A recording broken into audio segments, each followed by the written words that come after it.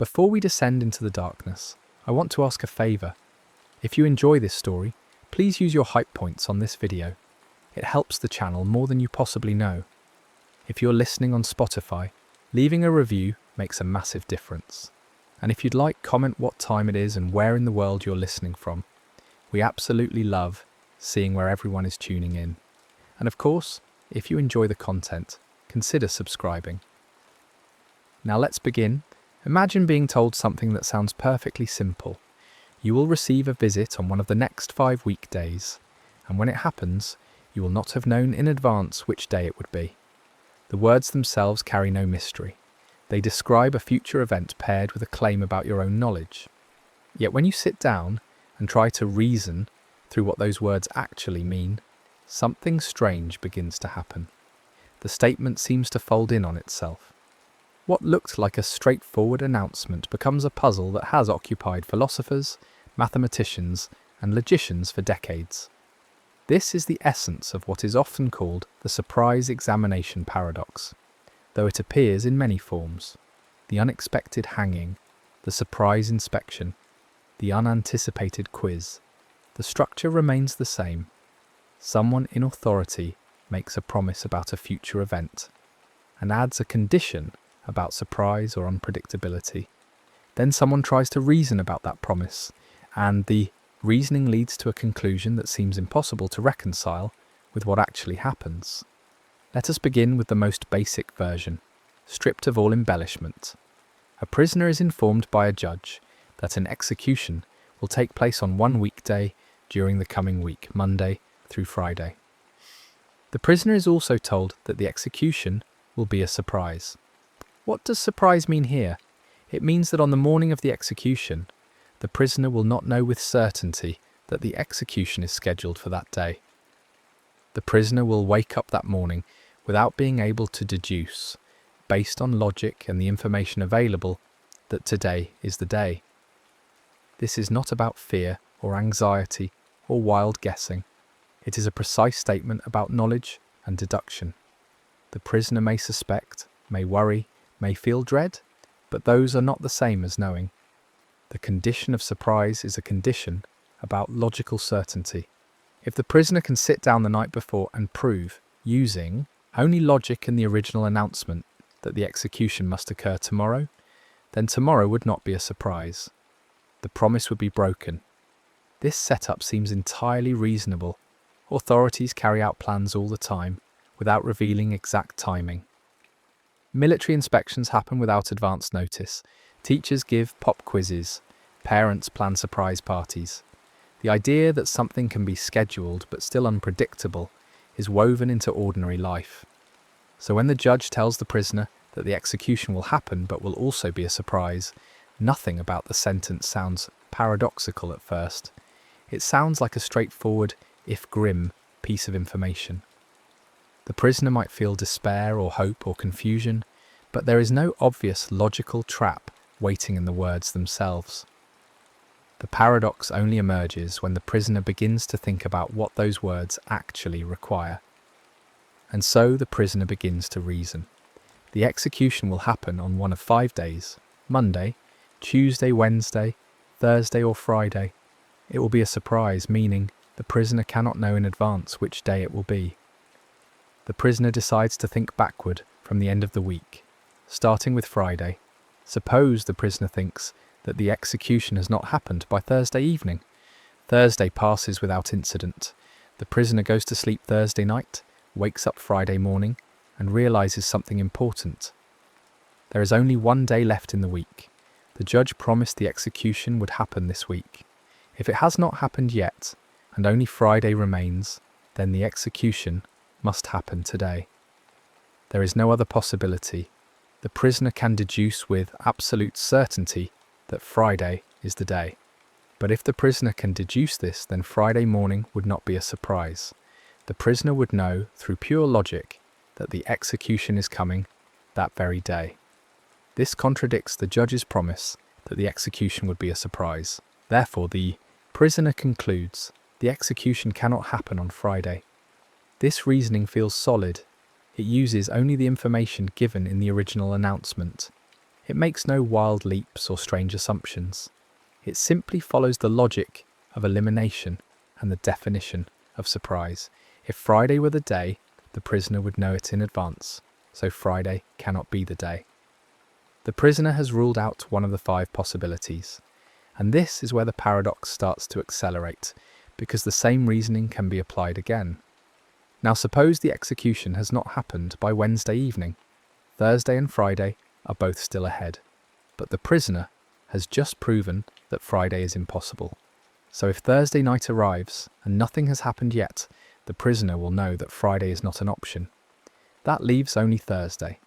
By elimination, the execution would have to occur on Thursday. The prisoner would wake up Thursday morning, realise Friday has been ruled out, and deduce with certainty that today is the day. Once again, this would violate the condition of surprise.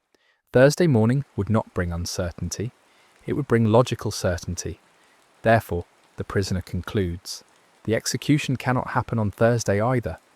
The pattern is now visible, and it continues to unfold with mechanical precision.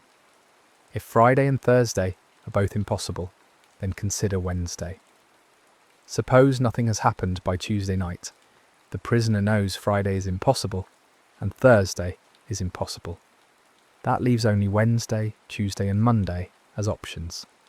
But if Wednesday arrives, the prisoner can eliminate Friday and Thursday from consideration, leaving only Wednesday itself, or the days before it. If the prisoner wakes up Wednesday morning and nothing has happened Monday or Tuesday, then Wednesday becomes deducible.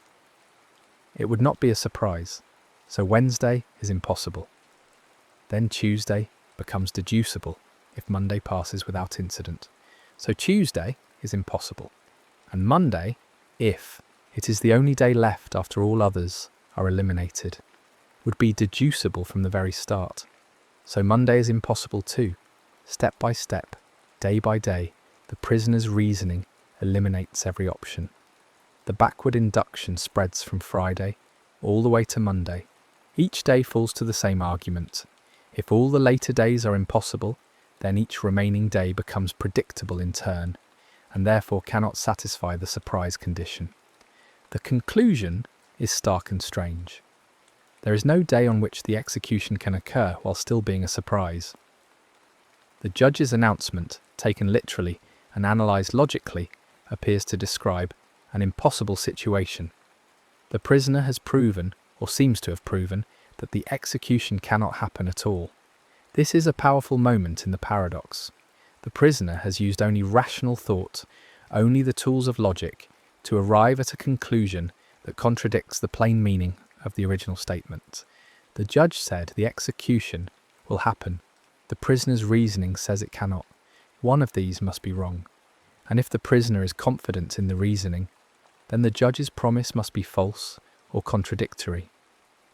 The prisoner might feel a strange kind of relief. If the logic is sound, then perhaps the whole thing was a bluff, a mistake, a statement that could not be made true. Perhaps the prisoner will not be executed after all. But then comes the twist, the moment that gives the paradox its bite. On Wednesday morning, the guard arrives. The execution takes place, and the prisoner is completely surprised. Despite the proof, despite the chain of reasoning that eliminated every day, the event occurs, and it catches the prisoner off guard. The prisoner had convinced themselves that the execution could not happen, so when it does happen, it is unexpected. It is, in the most ordinary sense of the word, a surprise. The judge's original promise is fulfilled. The execution happened on a weekday, and the prisoner did not know in advance which day it would be. In fact, the prisoner had concluded it would not happen at all, which made the surprise even more complete. This outcome seems to shatter the prisoner's reasoning. The logic appeared airtight, yet reality unfolded in a way that contradicted the conclusion. The paradox is not just that the reasoning led to a strange result. The paradox is that the reasoning seemed rigorous and correct, yet the world did not cooperate. The execution was both logically impossible, according to the prisoner's proof, and actually real, according to what happened. How can both be true? Where did the reasoning go wrong? Or did it go wrong at all? This is the puzzle that has made the surprise examination paradox so enduring and so frustrating. It takes a simple scenario and turns it into a question about the foundations of logic, knowledge, and prediction. To understand where the tension arises, it helps to look more carefully at what surprise actually means in this context. In everyday language, surprise is an emotional reaction. You are surprised when something unexpected happens, when your predictions turn out to be wrong, when the world delivers something you did not anticipate. But the paradox does not rely on emotion. It relies on a logical notion of surprise, defined in terms of what the prisoner can deduce or know with certainty. The announcement says the prisoner will not know in advance which day the execution will occur. This is not about feelings, it is about epistemology, the study of knowledge. The condition is that the prisoner cannot logically derive from the available information which day is the correct one. If the prisoner can derive it, the condition is violated. If the prisoner cannot, the condition is met. This distinction is important because it shifts the paradox from psychology to logic. It is not about whether the prisoner feels surprised. It is about whether the prisoner can construct a valid proof of which day it will be. And this is where the reasoning becomes delicate, because proofs and deductions depend on assumptions. They depend on what the prisoner believes, what the prisoner knows, and how the prisoner updates those beliefs over time. The prisoner's backward reasoning assumes that certain things remain stable, that the original announcement is true, that the prisoner will continue to reason correctly, that the logic will hold at each step. But some of those assumptions may be quietly undermining the very reasoning they support. Consider the first step again, the elimination of Friday. The prisoner says, if the execution has not happened by Thursday night, then I will know on Friday morning that it must happen today, so Friday cannot be a surprise. This seems sound, but notice what it assumes. It assumes that on Friday morning, the prisoner will still believe the original announcement. The prisoner will still believe that the execution is going to happen, and will still believe it must happen this week. If the prisoner reaches Friday morning and has already concluded, through backward reasoning, that the execution cannot happen at all, then the prisoner would not wake up Friday morning thinking, it must be today. The prisoner would wake up thinking, it cannot happen because my reasoning proved it impossible. In that case, Friday would indeed be a surprise because the prisoner would not expect it. This creates a kind of loop. The reasoning that eliminates Friday depends on the prisoner maintaining belief in the announcement. But the reasoning also leads the prisoner to conclude that the announcement cannot be fulfilled. These two things are in tension. If the prisoner fully accepts the conclusion of the backward reasoning, then the prisoner no longer believes the execution will happen, which means the premises of the backward reasoning no longer apply. The argument uses its own conclusion to undermine its own premises. This is a subtle form of self-reference, and self-reference is often where paradoxes are born. Another way to see the problem is to think about the difference between what is true and what the prisoner knows. The judge's announcement is a statement about what will happen and about what the prisoner will know. It says, the execution will occur and you will not know in advance which day. But the prisoner's reasoning tries to figure out what the prisoner will know in the future, based on what the prisoner knows now. This creates a dependency. The prisoner's future knowledge depends on the prisoner's current reasoning. But the current reasoning is trying to predict that future knowledge. The prediction becomes entangled with the thing being predicted. Imagine the prisoner reasoning this way on Monday morning. The prisoner thinks, if I make it to Thursday night, I will know the execution must be Friday, so Friday is impossible. But whether the prisoner actually makes it to Thursday night depends on whether the execution happens before then.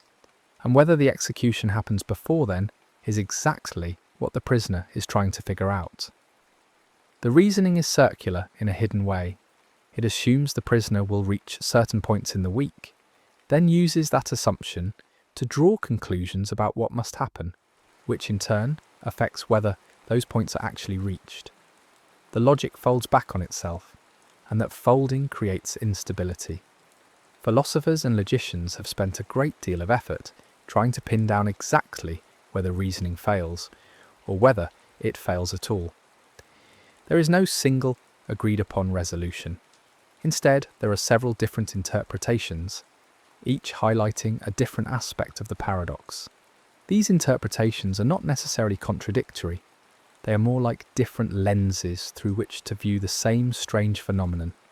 Each lens reveals something important about the relationship between knowledge, time, and self-reference. 1. Interpretation says that the judge's original announcement is simply self-contradictory. According to this view, it is impossible to make a true statement of the form, "Event X will happen," and you will not be able to deduce when it will happen, even though I am telling you it will happen within a specific range of days. The announcement, when analysed carefully, contains a hidden contradiction. It promises both that something definite will occur and that it will remain unpredictable, but those two promises cannot both be kept under the strict logical conditions the paradox assumes.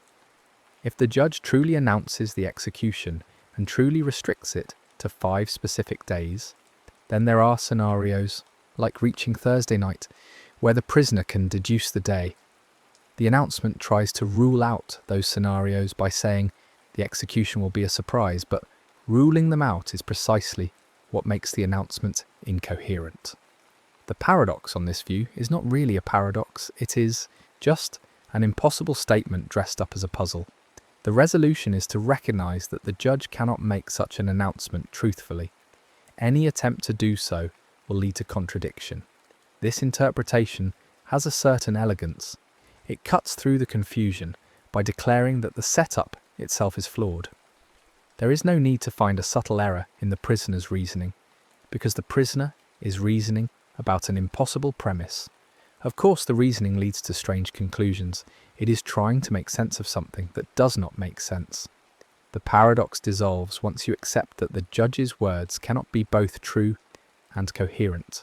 But this interpretation also feels a bit unsatisfying, because it suggests that the paradox is merely a linguistic trick. It implies that there is nothing deep to learn, only a lesson in being careful about what we promise. And that does not quite match the intuition that something genuinely interesting is happening here, something that touches on real issues in logic and epistemology. A different interpretation focuses on the prisoner's reasoning process rather than the announcement itself. According to this view, the announcement is not necessarily contradictory, but the prisoner's backward induction fails because it makes unjustified assumptions about what the prisoner will know and believe at future points. The prisoner reasons as if knowledge is cumulative and stable, as if reaching Thursday night with no execution automatically means the prisoner will know it must be Friday. But knowledge is not that simple. Knowledge depends on what you believe and what evidence you have, and both of those can change. If the prisoner has already concluded, through backward reasoning, that the execution cannot happen, then reaching Thursday night does not provide new evidence that it must happen Friday. The prisoner's belief state is different from what the backward reasoning assumes. The argument treats future knowledge as if it is independent of the reasoning process, but it is not. The reasoning itself changes what the prisoner believes, which changes what the prisoner can deduce, which invalidates the reasoning. This interpretation highlights a deep issue in using logic to predict one's own future mental states. When you reason about what you will know tomorrow, you are not reasoning about some external fact. You are reasoning about yourself, your own beliefs, your own conclusions. And that reasoning is itself part of the process that determines what you will believe. The prisoner's argument assumes a kind of separation between the reasoning now and the knowledge later, but that separation does not exist. The reasoning now is shaping the knowledge later, so the reasoning cannot treat the knowledge as a fixed external fact to be discovered. This is similar to other paradoxes involving self-reference, like the liar paradox, where a statement refers to its own truth value and creates a loop. Here, the prisoner's reasoning refers to the prisoner's own future conclusions, creating a similar kind of loop.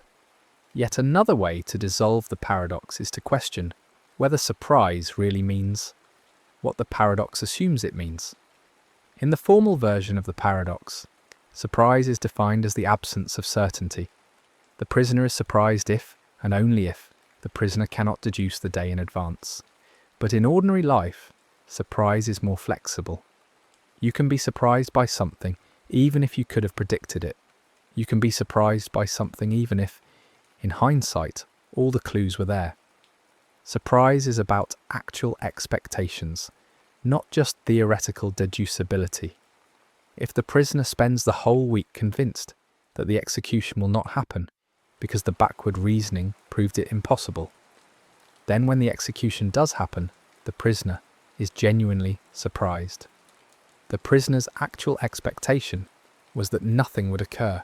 The fact that the prisoner could have, in principle, deduced the day under different assumptions is not relevant to whether the prisoner was actually surprised.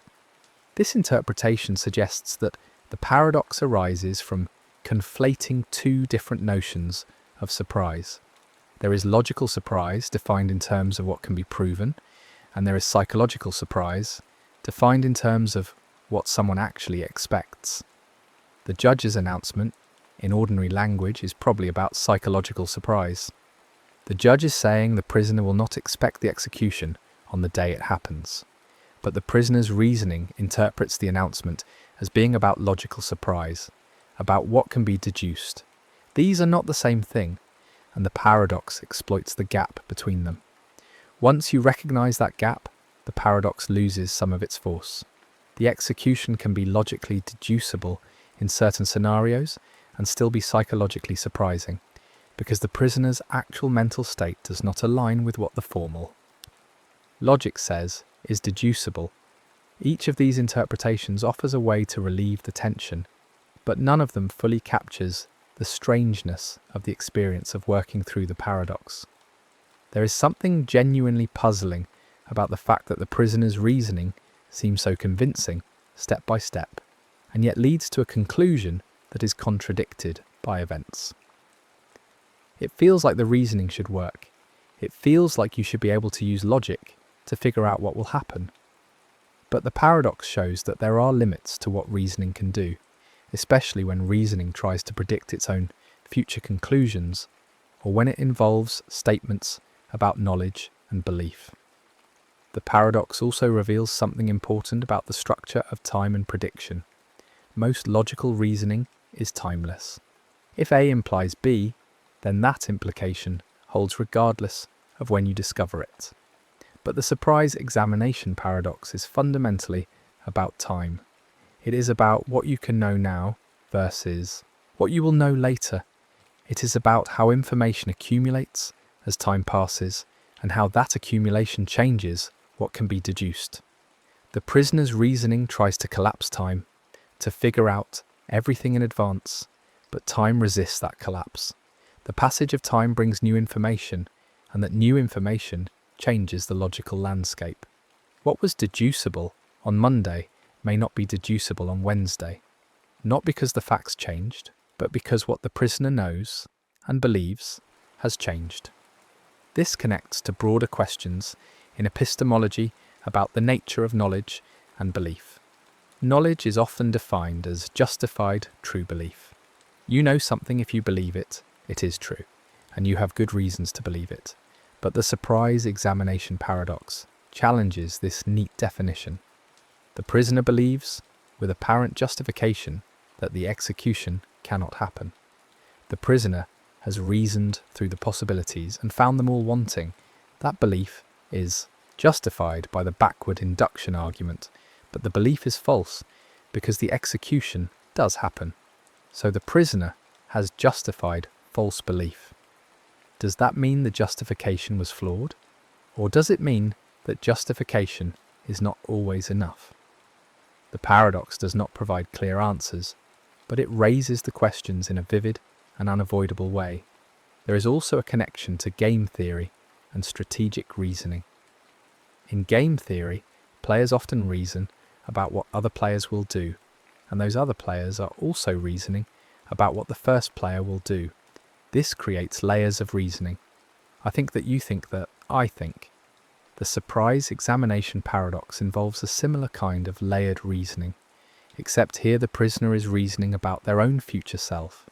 The prisoner is trying to predict what the prisoner will know and believe later, and using that prediction to draw conclusions now.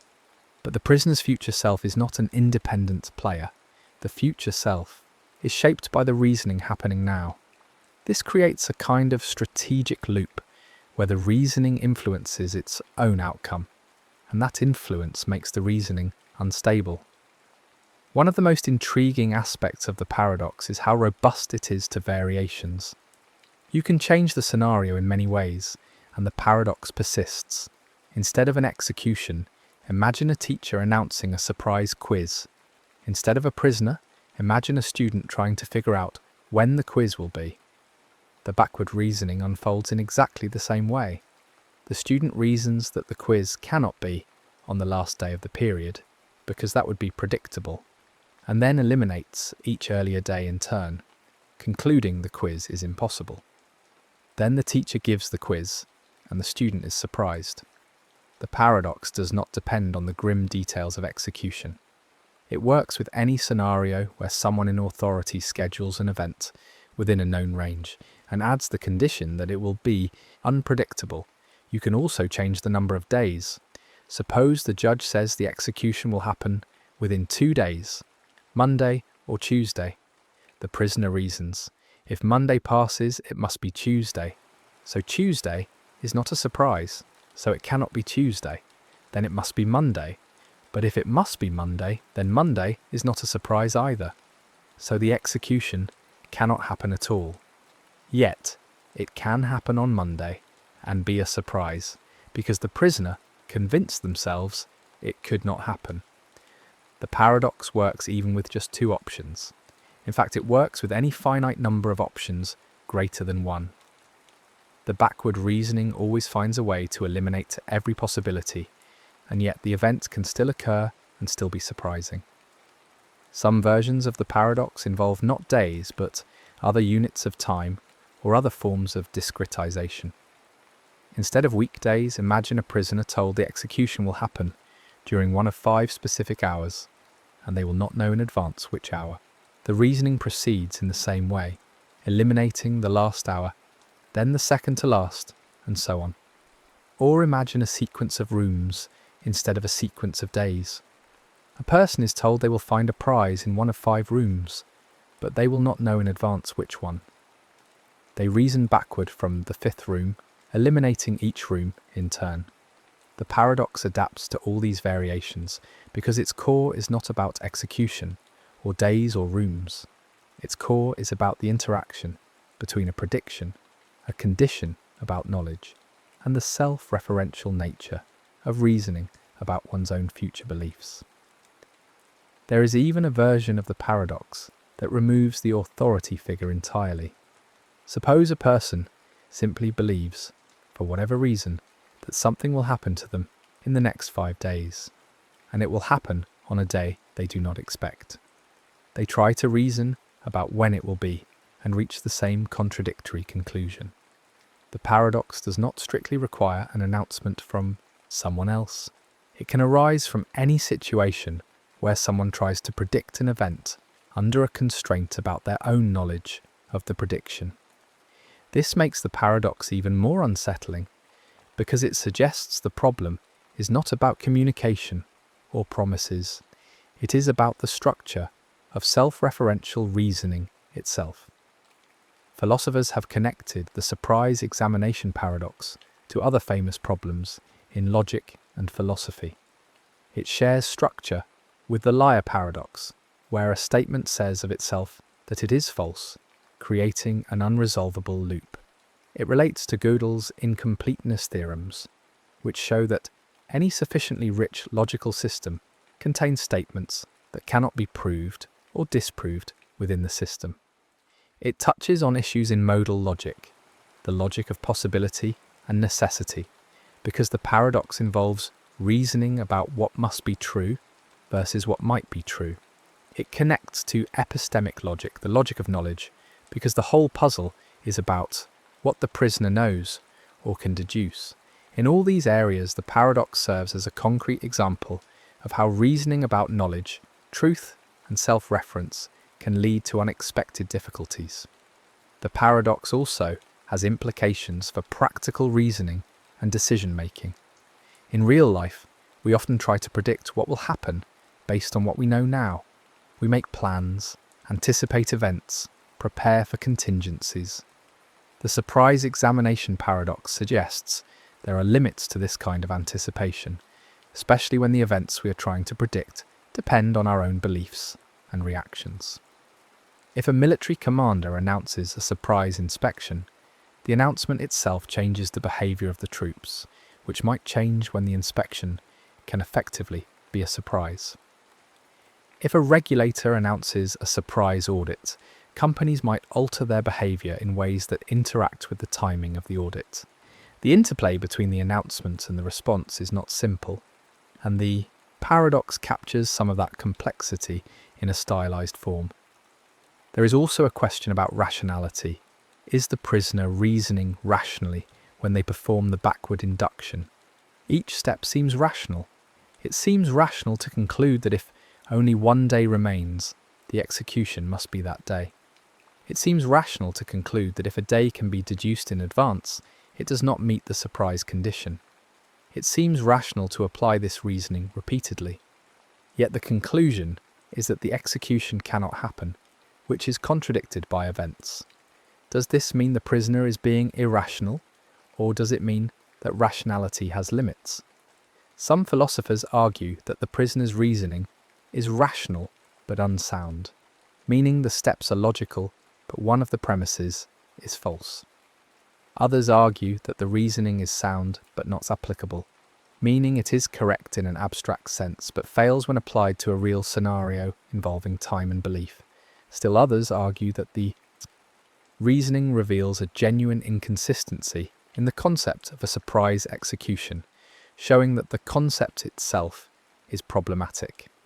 One subtle point is the difference between reasoning about possibilities and reasoning about certainties. When the prisoner eliminates Friday, the reasoning is about what would be certain if the prisoner reached Thursday night. But whether the prisoner reaches Thursday night is not certain. It is a conditional. The prisoner is saying, if I reach Thursday night, then Friday is not a surprise, so the judge cannot plan Friday. But this assumes the judge is trying to satisfy the surprise condition under all possible circumstances. Maybe the judge is only trying to satisfy it in the actual circumstances that will occur. If the judge plans to execute the prisoner on Wednesday, then whether Friday would be a surprise is irrelevant, because Friday will never arrive. The prisoner's reasoning considers all possible futures, but only one future will actually happen, and the judge's plan only needs to work in that one future. This opens up another interpretation. Maybe the judge's announcement is true, and the execution will be a surprise, but the prisoner's reasoning fails because it considers counterfactual scenarios that will not occur. The prisoner reasons about what would happen on Friday, but if the execution is on Wednesday, then Friday is a hypothetical, not a reality. The prisoner's conclusion that Friday is impossible is based on a hypothetical scenario, and applying that conclusion to rule out Friday in the actual world is a mistake. The reasoning conflates what would be true in a hypothetical with what is true in reality. This is a subtle error, but it might be the key to understanding why the reasoning goes wrong. Yet even this interpretation does not fully resolve the paradox, because the prisoner's reasoning on Monday does not know which day will actually occur. The whole point of the reasoning is to figure that out. The prisoner has to consider all possible days and ask whether each one is consistent with being a surprise. The prisoner cannot assume in advance that Wednesday is the actual day, and therefore ignore the reasoning about Friday.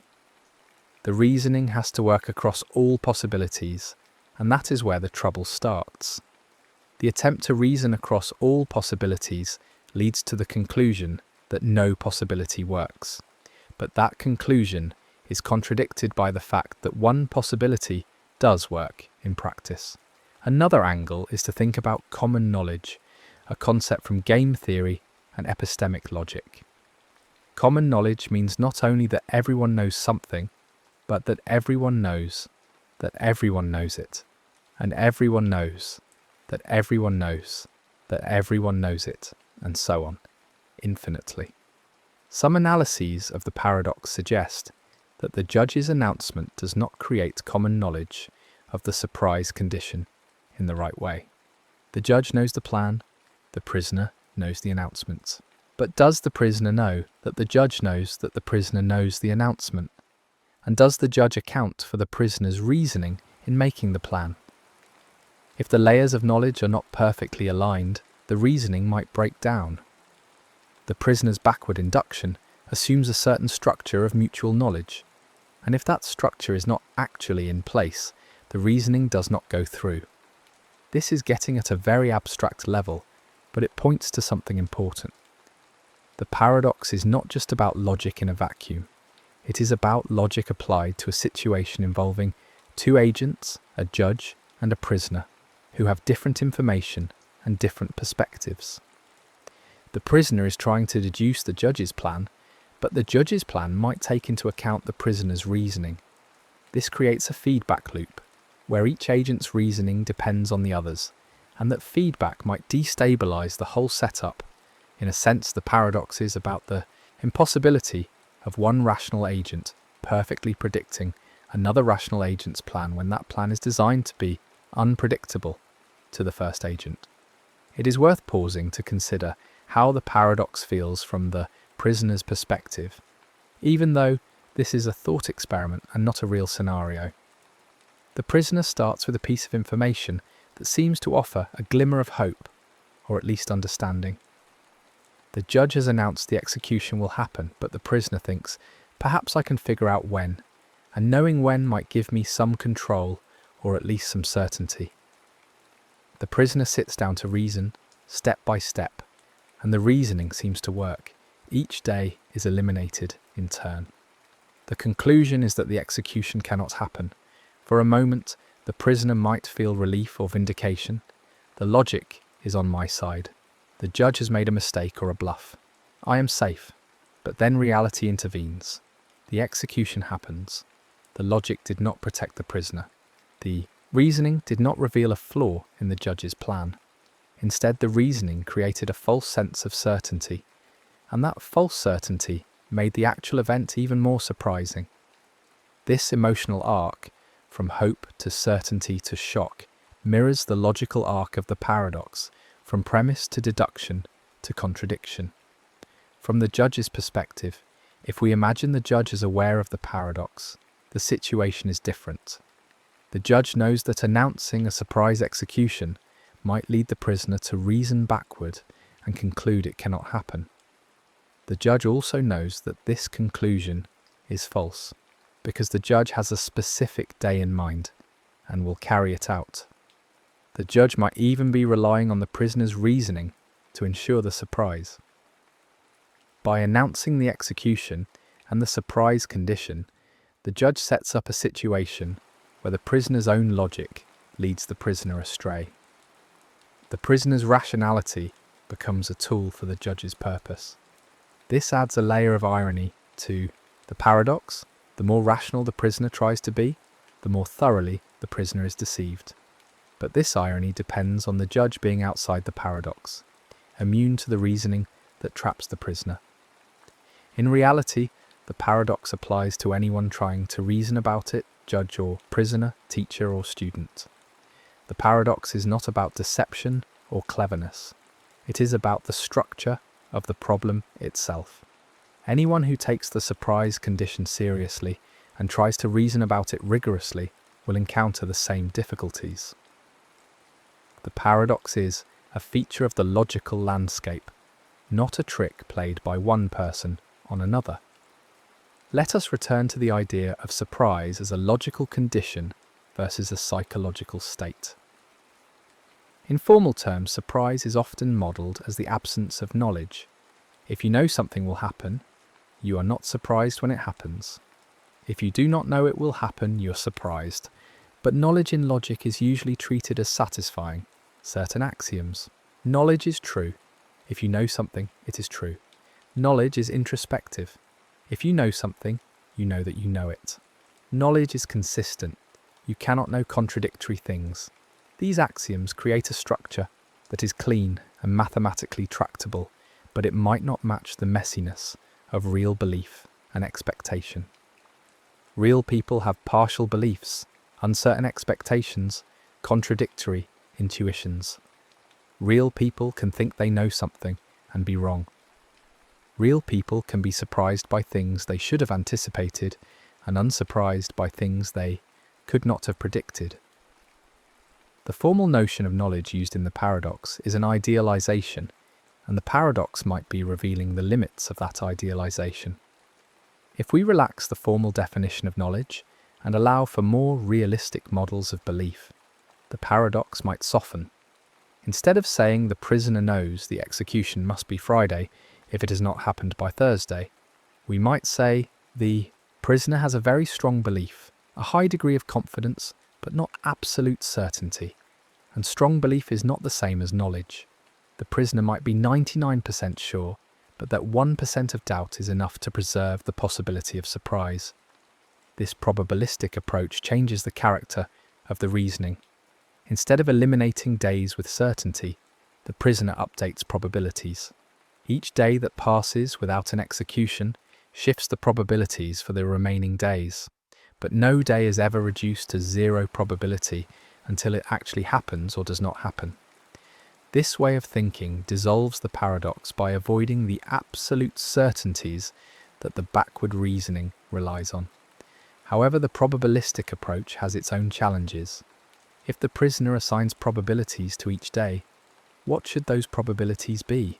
If the judge is choosing uniformly at random, then initially each day has a 20% chance. But the judge's announcement includes the condition of surprise, which is not a random condition. The judge is not just picking a day at random, the judge is picking a day that will be a surprise. How do you assign probabilities to an event defined by a condition about your own knowledge? The probabilities depend on what you expect, but what you expect depends on the probabilities. This is another loop, and it shows that even the probabilistic approach does not entirely escape the self-referential difficulties at the heart of the paradox. There are also game-theoretic models of the paradox that treat it as a strategic interaction. The judge chooses a day, trying to maximize the surprise, and the prisoner forms beliefs, trying to predict the day. The judge's choice depends on what the judge thinks the prisoner believes, and the prisoner's beliefs depend on what the prisoner thinks the judge will choose. This is a classic game-theoretic setup, and it can be analysed using concepts like Nash equilibrium in some models. There is no equilibrium where the judge can guarantee surprise for all days, which reflects the paradoxical conclusion that the announcement might be impossible to fulfill.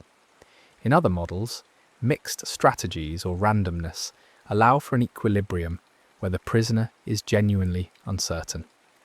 These models provide mathematical precision, but they also show that the paradox is not just a logic puzzle.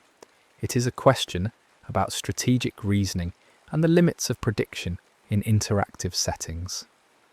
The surprise examination paradox also appears in the philosophy of science, particularly in discussions of prediction and explanation. Scientific theories make predictions, and those predictions are tested against observations. But what if a theory predicts its own unpredictability? What if a theory says that a certain event will occur but will not be predictable in advance? This sounds paradoxical, similar to the judge's announcement. Yet in some areas of science, such as chaos theory and quantum mechanics, unpredictability is a fundamental feature. Chaos theory shows that even deterministic systems can be unpredictable in practice because of sensitivity to initial conditions. Quantum mechanics includes fundamental randomness in certain measurements. These theories predict that certain outcomes are unpredictable, and they do so successfully. The surprise examination paradox raises the question, how is that possible? How can a theory predict unpredictability without contradiction? The answer seems to be that there is a difference between predicting that something is unpredictable in principle and predicting what that something is. The judge's announcement seems to do both. It predicts the execution will happen and also predicts the prisoner will not know when. But a scientific theory might predict that a quantum measurement will have a random outcome without predicting which outcome. The theory predicts the randomness, not the result. This distinction might be relevant to the paradox if the judge only announced that the execution would be unpredictable, without also announcing that it would definitely happen within a specific range of days. There might be no paradox. The trouble comes from combining the definite promise with the unpredictability condition. The range of days makes the event constrained enough that backward reasoning can get traction, but the unpredictability condition makes it impossible for that reasoning to complete successfully. One of the enduring questions about the paradox is whether it is a problem for logic or a problem for language. Is the paradox showing that formal logic breaks down in certain scenarios, or is it showing that natural language is ambiguous and can create the appearance of contradiction where there is none? Formal logic is built on precise definitions and strict rules of inference. Natural language is flexible, context-dependent, and often vague. The judge's announcement uses natural language. You will be executed on one weekday, and it will be a surprise. When we try to formalize this in logic, we have to make choices about what surprise means, what no means, how time is modeled, and so on. Different choices lead to different formal statements, and some of those statements might be contradictory, while others are not. The paradox might be an artifact of how we translate the natural language announcement into formal terms. But even if the paradox is partly about translation, it is not just a linguistic quibble. The paradox captures something real about the difficulty of making promises about future knowledge. In everyday life, we make such promises all the time. I'll surprise you with a gift. The test will be unannounced. The inspection will be random. We usually do not run into contradictions because we do not push the logic to its limits. We accept a degree of vagueness and ambiguity. We understand that surprise is not an absolute condition, but a reasonable expectation. But the paradox asks what happens when we try to be rigorous, when we take the words literally and apply strict logical reasoning. The answer is that rigor leads to trouble. The more carefully you analyse the announcement, the more contradictory it seems. This suggests that some ordinary concepts, like surprise, resist formalisation. They work well in practice, but do not fit neatly into the framework of classical logic. There is also a temporal dimension to the paradox that is worth exploring more carefully. The prisoner's reasoning happens at the beginning of the week, before any days have passed. The prisoner is trying to reason about future knowledge, about what will be known on Tuesday, or Thursday, or Friday. But the prisoner's reasoning itself is happening in the present. The prisoner is in a specific moment in time, with a specific set of beliefs and information. As time passes and days go by, the prisoner's situation changes. New information arrives, or fails to arrive, each morning. The prisoner wakes up and learns whether the execution is today or not. This flow of information over time is essential to the scenario, but the backward reasoning tries to collapse it all into a single static argument. The reasoning treats all the days as if they can be analysed at once, in a timeless way. But time does not work like that. Time unfolds step by step, and each step brings new evidence and new context. This mismatch between timeless reasoning and temporal unfolding is a source of the paradox. The backward induction argument is valid in a timeless logical system, where you can consider all possible states and eliminate inconsistencies. But the actual scenario involves time, change, and the accumulation of knowledge. The prisoner cannot actually be in all the future states at once. The prisoner can only imagine them, reason about them hypothetically. And reasoning about hypothetical future states is different from reasoning within those states. When the prisoner reasons on Monday about what would be known on Friday, the prisoner is not actually on Friday. The reasoning is abstract, removed from the actual temporal flow. When Friday arrives, if it arrives, the prisoner is no longer in the abstract reasoning mode. The prisoner is living through the moment with all the beliefs and uncertainties that come from having reasoned through the week. Those beliefs might not match what the timeless reasoning predicted. Some logicians have tried to model the paradox using temporal logic, which includes operators for reasoning about time.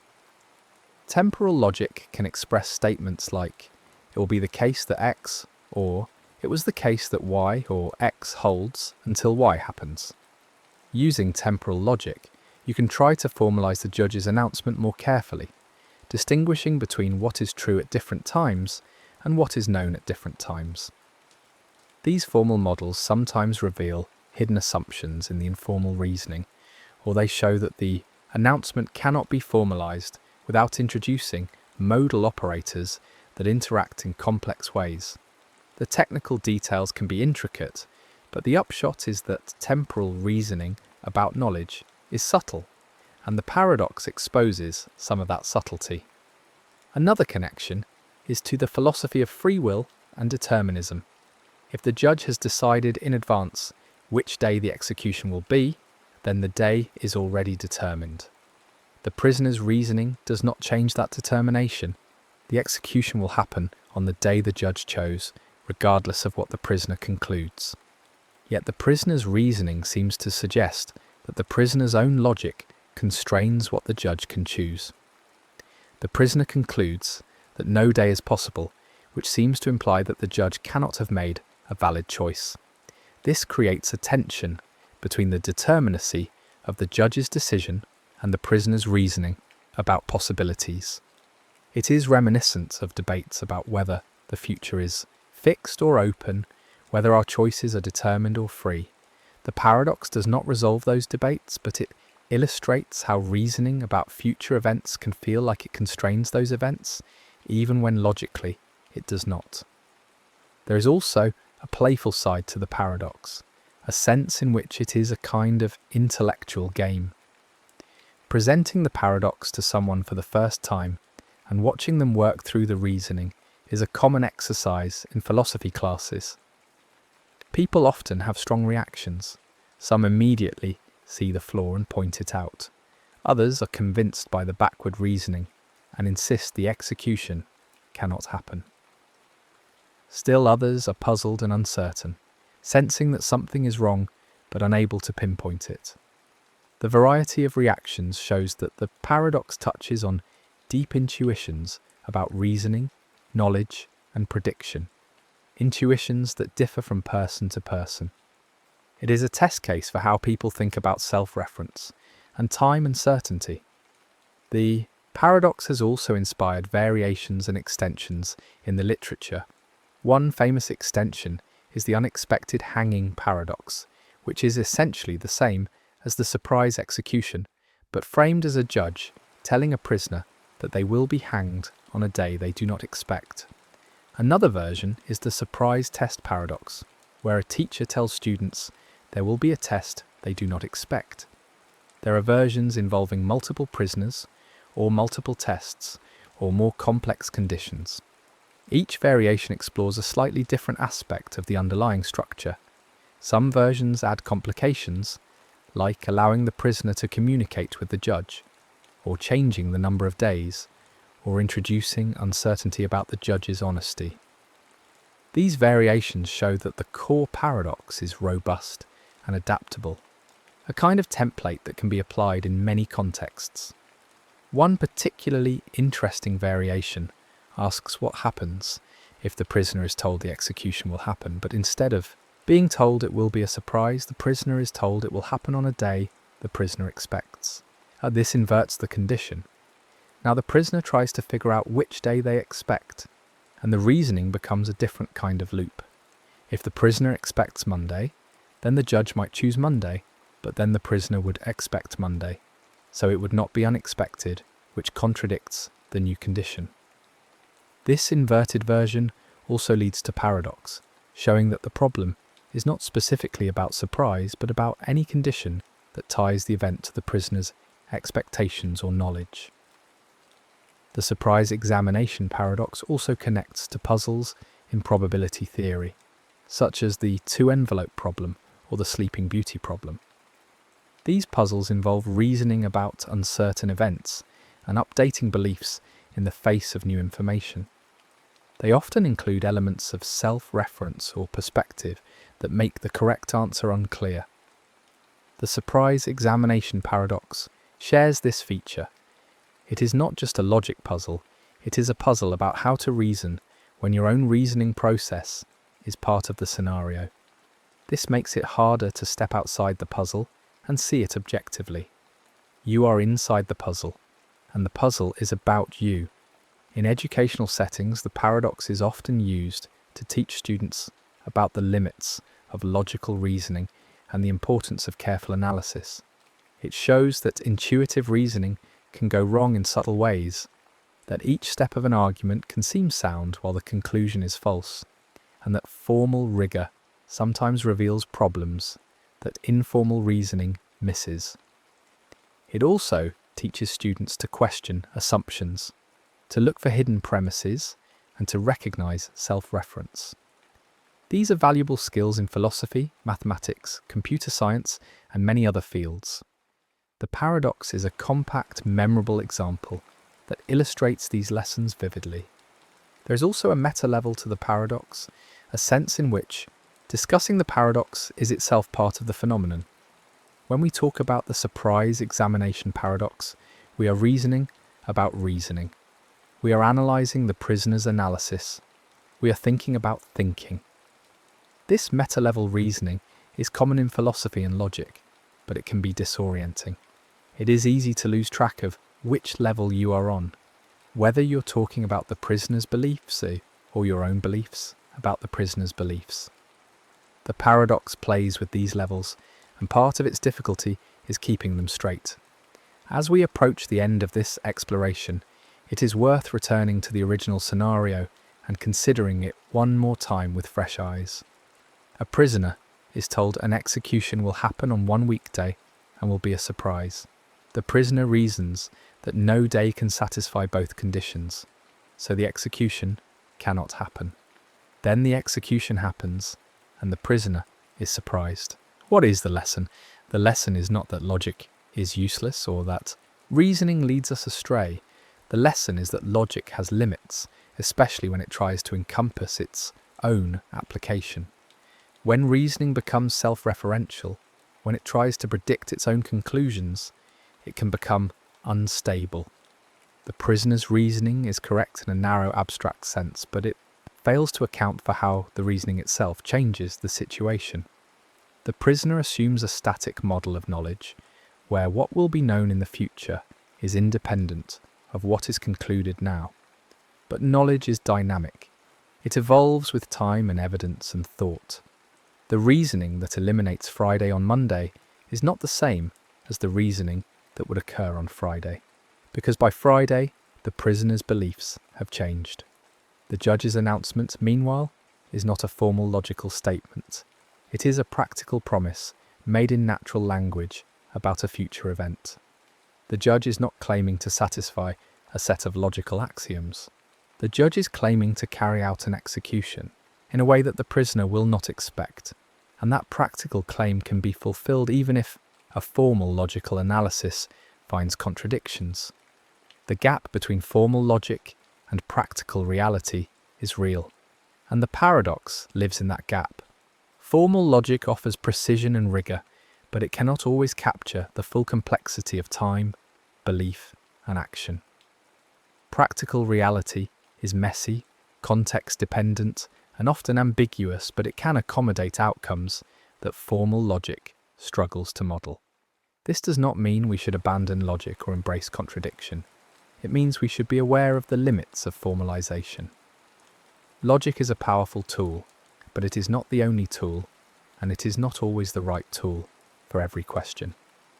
The surprise examination paradox reminds us to think carefully about what we are modelling, what assumptions we are making, and whether the formal structure we are using actually matches the informal scenario we are analysing. It reminds us to be humble about the reach of pure reason, to recognise that reasoning about ourselves and our own future knowledge is different from reasoning about external facts. It reminds us that surprise, expectation, and knowledge are subtle concepts that resist reduction to simple, formal definitions. In the end, the paradox is a gift to anyone interested in thinking clearly. It is a small, simple scenario that opens up into a vast landscape of questions about logic, language, time, belief, and self-reference. It has no single correct answer, no final resolution that everyone agrees on. Instead, it offers a space for exploration, for different perspectives and different insights. It shows that even the most basic-sounding statements can hide deep complexities. It invites us to think harder, to question our assumptions, to test our intuitions. And it does all this with a kind of elegant simplicity, a setup that can be explained in a few sentences, but can occupy a mind for hours, days, or years. The prisoner, sitting in a cell, trying to reason about an execution that will be a surprise, is all of us trying to predict the unpredictable, trying to know the unknowable, trying to use logic to escape uncertainty. The fact that the reasoning leads to paradox is not a failure. It is a discovery. It is the discovery that some things cannot be fully captured by reasoning, that some uncertainties cannot be eliminated, that some surprises cannot be avoided. The prisoner's effort to eliminate surprise through logic is admirable, but doomed. The future remains open, unknown, surprising, no matter how much we reason about it. And perhaps that is the deepest lesson of the paradox. Not that logic fails, but that some aspects of experience like surprise exist precisely because they cannot be fully predicted or controlled. They exist in the gap between what we can reason about and what actually happens, and that gap is not a flaw in our thinking. It is a feature of the world. The paradox teaches us to be comfortable with that gap, to accept that reasoning has limits, to embrace the uncertainty that remains after all the arguments have been made. It teaches us that being surprised is not a sign of irrationality or ignorance. It is a sign of being embedded in time, of living through events as they unfold, of having beliefs that change and grow. The prisoner who is surprised by the execution is not making a mistake. The prisoner is experiencing what it means to be a finite temporal being, trying to navigate a world that is richer and stranger than any formal system can capture. And so, the paradox, despite its austere logical structure, is ultimately about something very human: the experience of not knowing, the hope of understanding, and the inevitable surprise that life brings. It is about the distance between the map and the territory, the plan and the event, the reasoning and the outcome. It is about the quiet humility that comes from recognizing that no matter how carefully we think, no matter how rigorously we reason, the future will always hold something we did not expect. The execution happens, and it is a surprise, not because the prisoner failed to think hard enough, but because surprise is woven into the fabric of prediction and time. The paradox does not solve this mystery. It simply points to it, clearly and precisely, and invites us to think about what it means to reason about our own future knowledge in a world where that knowledge is always, inevitably, incomplete. The next story is about to begin. Please relax and enjoy. There is something deeply reassuring about numbers. When we encounter data about the world, whether it's success rates, test scores, or recovery percentages, we instinctively look for the bottom line, the overall summary that tells us what really happened. If you show someone a table filled with different groups and different outcomes, their eyes will drift toward the total at the end, the grand average that seems to capture everything in one honest measure. This impulse makes perfect sense after all. If you want to know how well a treatment works, or which school performs better, or whether one approach succeeds more often than another, shouldn't you just look at all the cases combined? The word overall carries a certain authority, a promise that you're seeing the complete picture rather than cherry-picking convenient pieces. It feels like the most reliable truth, the number that can't be accused of bias or selective reporting because it includes absolutely everything. But there exists a quiet, unsettling moment in statistics where this intuition completely fails. It's a moment when you gather all your data, calculate that reassuring overall average, and discover that it points in the exact opposite direction of what every single subgroup clearly shows. This isn't a rare computational mistake or a sign that someone manipulated the numbers. It's a genuine mathematical phenomenon called Simpson's paradox, and it represents one of the most counterintuitive aspects of how aggregated data can behave. The paradox doesn't require complicated formulas or advanced mathematics to appear. It simply requires the right kind of structure in your data, different group sizes, different baseline conditions, and a hidden variable quietly influencing how observations get distributed. When these elements combine in particular ways, the overall trend can reverse completely, showing improvement where every subgroup shows decline, or showing harm where every subgroup shows benefit. The shock of Simpson's paradox lies not in its complexity, but in its directness. It demonstrates that combining data doesn't always clarify reality. Sometimes it flips reality into something that contradicts what's actually happening in every observable corner of your dataset. Let's state the core pattern plainly, because the paradox is most striking when you see it in its simplest form. Imagine you're examining the relationship between two variables. Perhaps you're comparing two medical treatments, or two teaching methods, or two business strategies. You divide your data into natural subgroups, perhaps by age, or severity of condition, or initial skill level. Within each subgroup, you see the same clear trend. Treatment A performs better than treatment B in the first group. Treatment A performs better than treatment B in the second group. If you have a third group, treatment A wins there too. Every single comparison, when you control for the subgroup, points in the same direction. The evidence seems overwhelming and consistent. Now you combine all the groups together to look at the overall results. You calculate the total success rate for treatment A across everyone and the total success rate for treatment B across everyone. And suddenly, impossibly, the trend reverses. Treatment B has a higher overall success rate than treatment A. The combined data says precisely the opposite of what every subgroup demonstrated. This isn't a subtle shift or a case where one group differs from the others. All groups agreed on one direction. Every single comparison pointed the same way.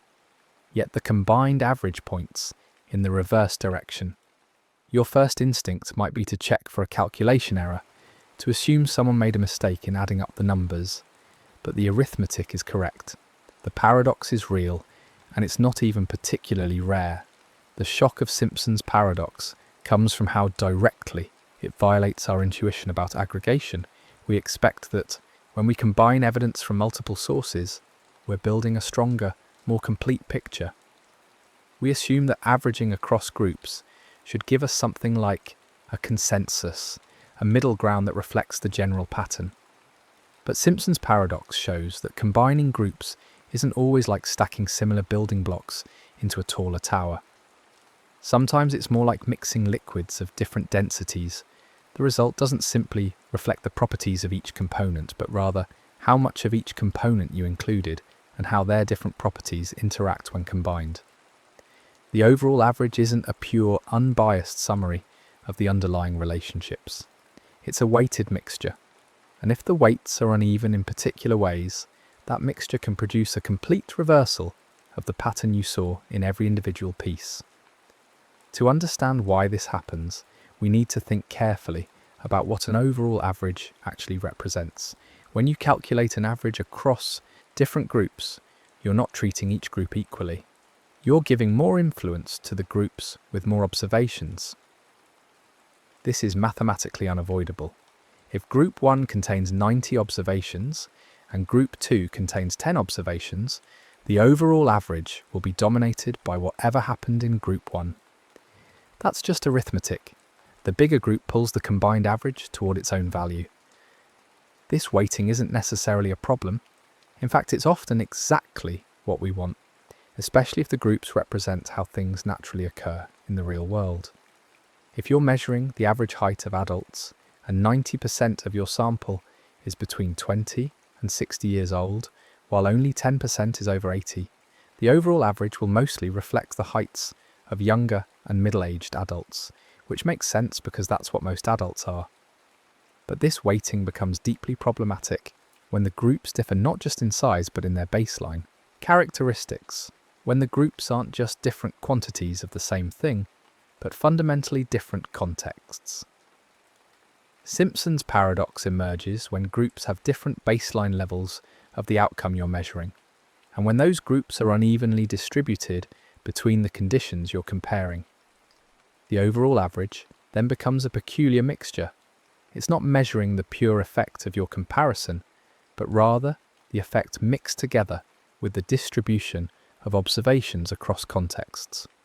The larger groups, or the groups where observations cluster more heavily, will dominate the overall statistic, and if these groups happen to have very different baseline outcomes, the overall trend can reflect that distribution pattern more than it reflects the actual relationship you're trying to measure. Let's think about this mechanism with a simple abstract example. Imagine you're comparing two things, call them option A and option B, and you're measuring success rates. You have two groups of cases, easy cases and hard cases. Within easy cases, option A succeeds 85% of the time, and option B succeeds 80% of the time. Option A is better. Within hard cases, option A succeeds 50% of the time, and option B succeeds 40% of the time. Option A is better there too. Both comparisons point in the same direction. Option A outperforms option B in both contexts. Now here's where the distribution matters. Suppose option A is used mostly for hard cases. Perhaps it's a more intensive or expensive approach that people reserve for difficult situations. Let's say option A handles 90 hard cases and only 10 easy cases. Meanwhile, option B is used mostly for easy cases. Perhaps it's the standard first-line approach. Option B handles 90 easy cases and only 10 hard cases. Now calculate the overall success rates. For option A, you have 90 hard cases with a 50% success rate, giving you 45 successes, plus 10 easy cases with an 85% success rate, giving you 8.5 successes, for a total of 53.5 successes out of 100 cases, a 53.5% overall success rate. For option B, you have 90 easy cases with an 80% success rate, giving you 72 successes, plus 10 hard cases with a 40% success rate, giving you 4 successes, for a total of 76 successes out of 100 cases, a 76% overall success rate. The reversal is complete. Option A wins in easy cases, option A wins in hard cases, but option B wins overall. The reason is entirely about distribution. Option A faced mostly hard cases, which naturally have lower success rates regardless of which option you use. Option B faced mostly easy cases, which naturally have higher success rates. The overall averages are dominated by these baseline difficulty levels rather than by the relative effectiveness of the options. You're not seeing which option is better, you're seeing which option happened to be used more often in easier situations. The overall statistic has become confounded by case mix, and that confounding is strong enough to completely reverse the direction of the relationship you observed in every controlled comparison. This brings us to the heart of what's really happening in Simpson's paradox: the presence of a hidden variable that changes how observations get distributed across your comparison groups. The paradox doesn't appear randomly. It requires a specific structure where some third factor, something beyond just the two variables you're comparing, influences both which group a case belongs to and what the baseline outcome is likely to be. This third factor is often called a confounding variable, and its role in Simpson's paradox is to create an unequal distribution that masks the true relationship when you combine groups. Think about what constitutes a confounding variable in this context. It's something that affects group membership. It determines which cases end up in which subgroup, and it also affects the outcome you're measuring. In our treatment example, the confounding variable was case difficulty. Difficulty affected which treatment got chosen, with harder cases more likely to receive treatment A, and difficulty also affected success rates, with harder cases naturally having lower success regardless of treatment. When you combined all cases together without accounting for difficulty, you were comparing unlike with unlike. You were comparing treatment A's performance in a mostly difficult patient population against treatment B's performance in a mostly easy patient population. The overall difference in success rates reflected the difference in patient populations more than it reflected the difference in treatment effectiveness. This pattern appears over and over in real-world data, often in situations where people don't immediately recognize the confounding variable at work. Consider college admission rates, a classic example of Simpson's paradox. You might find that when you look at overall admission rates, School A admits a lower percentage of applicants than School B. But when you break down the data by department, you discover that School A has higher admission rates than School B in every single department. How is this possible? The resolution lies in application patterns. Perhaps School A has more of its applications concentrated in highly selective departments, engineering, medicine, law, where admission rates are naturally low for everyone. School B might have more applications concentrated in less selective departments, where admission rates are naturally higher. The overall admission rate at School A is pulled down by the concentration of applications in tough departments, while School B's overall rate is pulled up by the concentration in easier departments. Within any given department, School A is actually more welcoming, but across all departments combined, School B appears more accessible simply because of where applicants chose to apply. The hidden variable here is department selectivity. It affects where applications concentrate. Students self-select into different departments based on their interests and qualifications. And it affects admission rates. Some departments are naturally more selective than others, regardless of which school they're at. When you calculate overall admission rates, you're mixing together applications from highly selective and less selective departments in different proportions at each school. The overall rates tell you more about the mix of departments where students applied than about how welcoming each school actually is to comparable applicants. Or consider a medical example that feels particularly urgent and real. Suppose you're comparing mortality rates between two hospitals. Hospital Alpha has a higher overall mortality rate than Hospital Beta. More of their patients die. This seems like damning evidence that Hospital Beta provides better care. But then you break down the data by patient condition severity. You look at low-risk patients, those who come in with minor issues or routine procedures. Hospital Alpha has a lower mortality rate than Hospital Beta for these patients. Then you look at high-risk patients, those who arrive with serious conditions or undergo complex surgeries. Hospital Alpha has a lower mortality rate than Hospital Beta for these patients too. Hospital Alpha achieves better survival rates for both low-risk and high-risk patients, yet has a worse overall mortality rate. The paradox appears because of patient mix. Perhaps Hospital Alpha is a major trauma centre or a specialised facility that receives a much higher proportion of high-risk cases.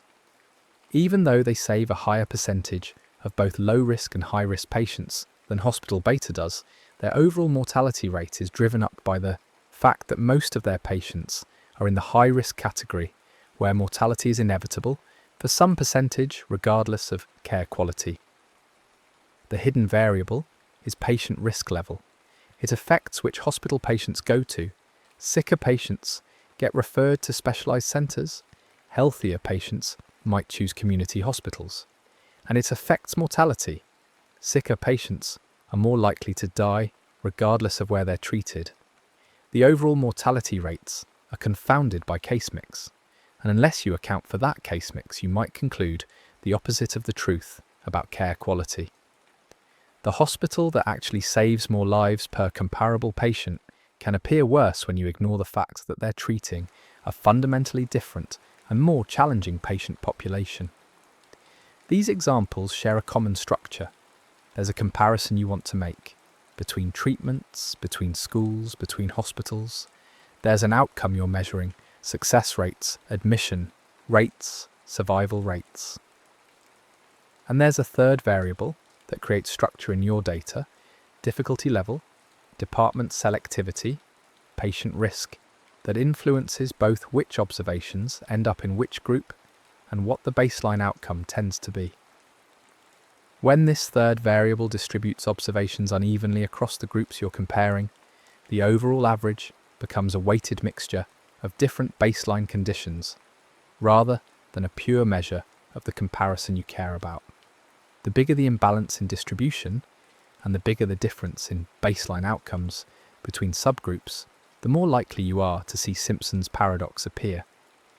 Let's walk through another example slowly, letting the reversal unfold step by step so you can watch the mechanism at work. Imagine a company is evaluating two training programs for its employees.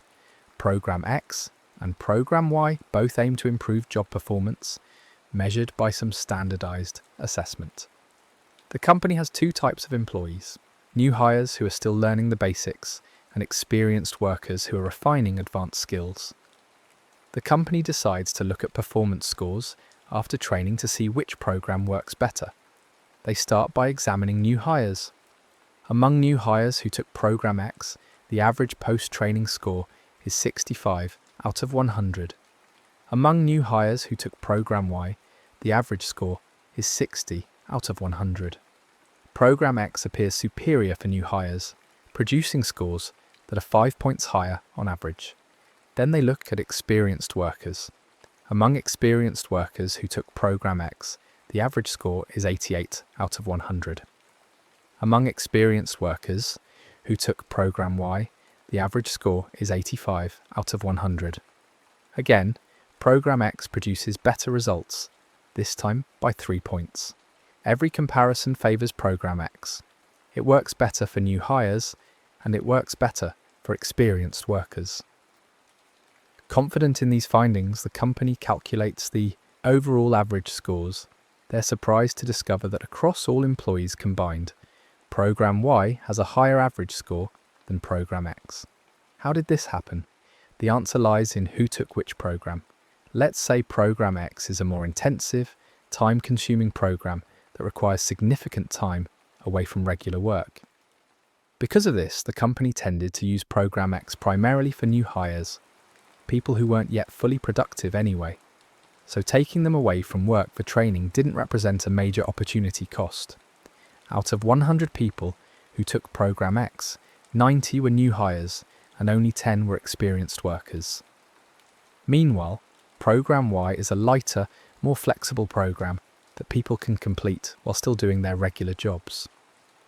The company used Program Y primarily for experienced workers who couldn't spare the time for intensive training. Out of 100 people who took Program Y, 90 were experienced workers and only 10 were new hires. Now let's calculate the overall averages carefully. For Program X, 90 new hires scoring an average of 65 points contribute 5,850 total points. 10 experienced workers scoring an average of 88 points contribute 880 total points. Combined, that's 6,730 points across 100 people, for an average of 67.3 points. For Program Y, 10 new hires scoring an average of 60 points contribute 600 total points. 90 experienced workers scoring an average of 85 points contribute 7,650 total points. Combined, that's 8,250 points across 100 people, for an average of 82.5 points. Program Y's overall average is dramatically higher, 82.5 versus 67.3. Yet Program X outperformed Program Y in both subgroups. The resolution is transparent once. You see the distribution. Program X's overall average is pulled down by the fact that 90% of its participants were new hires who naturally score lower regardless of training program because they're still learning basic skills. Program Y's overall average is pulled up by the fact that 90% of its participants were experienced workers who naturally score higher because they already have strong foundational skills. The overall averages are dominated by employee experience level rather than by program effectiveness. If you only looked at the overall scores, you'd conclude that Program Y is the superior training program and should be rolled out to everyone. But if you actually assigned new hires to Program Y and experienced workers to Program X, you'd be giving each group the program that performed worse for people like them. The overall statistic pointed you toward exactly the wrong decision. This example illustrates why Simpson's paradox matters beyond being a statistical curiosity. It's not a rare edge case that only appears in carefully constructed textbook examples. It's a warning about a fundamental interpretive challenge that appears whenever you're combining data from groups with different characteristics and different distributions. The paradox emerges in medical studies, in educational assessments, in business analytics, in social science research, in legal cases, in policy evaluations, anywhere that data combines groups with different base rates, different starting conditions, different selection patterns, or different exposure levels. And the danger is that the overall trend, the number that feels most authoritative and complete, can actively mislead you about what's actually happening. The prevalence of Simpson's paradox in real decisions stems from a few common patterns in how data gets collected and analysed. First, people often self-select into groups based on factors that also affect outcomes. Students choose which departments to apply to based partly on their interests and qualifications, and those same factors affect admission rates. Patients end up at different hospitals based partly on how sick they are, and sickness level affects survival. This self-selection creates the uneven distribution across groups that enables the paradox. Second, people often make comparisons using aggregate data without carefully considering what subgroups might exist within that data. It's easier and more intuitive to compare overall success rates than to break everything down by relevant factors and compare within each factor level. But that convenience can come at the cost of accuracy. Third, the factors that create structure in your data, the confounding variables, aren't always obvious or immediately visible. You might not have data on patient risk levels, or case difficulty, or prior experience, or the dozens of other factors that could be creating unequal distributions and different baseline outcomes across groups. This brings us to a crucial shift in how we should think about Simpson's paradox. The question isn't really which trend is true, the subgroup trends, or the overall trend. Both trends are mathematically accurate. The subgroup trends are true. Within each subgroup, the relationship goes in that direction. The overall trend is also true. When you combine all observations together, the aggregate relationship goes in that direction. The paradox doesn't indicate that someone calculated incorrectly or that the data is lying to you. It indicates that you're seeing two different things, two different questions being answered by two different statistics. The better question is, overall for whom? Under what mix? When you calculate an overall average, you're calculating the average outcome for the specific mixture of groups that happen to exist in your data.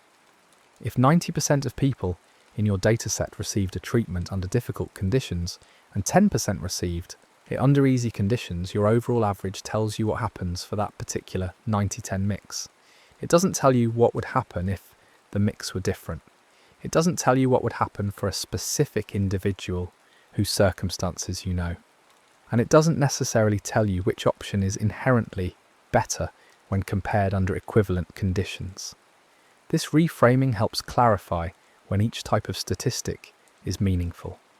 The subgroup comparisons tell you about relative effectiveness within comparable contexts. They control for the confounding variable by holding it constant. They compare like with like. If you're trying to make a decision for someone whose circumstances you know, the subgroup comparison is usually what you want. If you're a new hire trying to choose between training programs, you should look at how each program performed for other new hires, not at how they performed overall, across a mix of new and experienced workers that doesn't reflect your situation. If you're a patient with a known risk level trying to choose between hospitals, you should look at how each hospital performs for patients with your risk level, not at overall mortality rates that mix together all risk levels in proportions that might not match your case. The overall statistic tells you about what happens under the real-world distribution as it exists. If you're trying to predict aggregate outcomes for a population that will naturally sort itself into groups in particular proportions, the overall statistic captures that. If you're a policymaker trying to understand what will happen if you implement a program across an entire population that will distribute itself across difficulty levels in certain ways, the overall rate might be informative, but even then, you need to understand what that overall rate represents. It's not a pure measure of program effectiveness, but rather a measure of effectiveness mixed with population distribution. If the distribution changes, the overall rate will change even if the program's effectiveness within each subgroup stays constant. The paradox teaches that truth depends on the question you're actually trying to answer. Are you trying to measure which option is more effective under equivalent conditions? Then you want the subgroup comparisons because they isolate the effect by controlling for confounding factors. Are you trying to predict what will happen in practice given how things actually distribute themselves?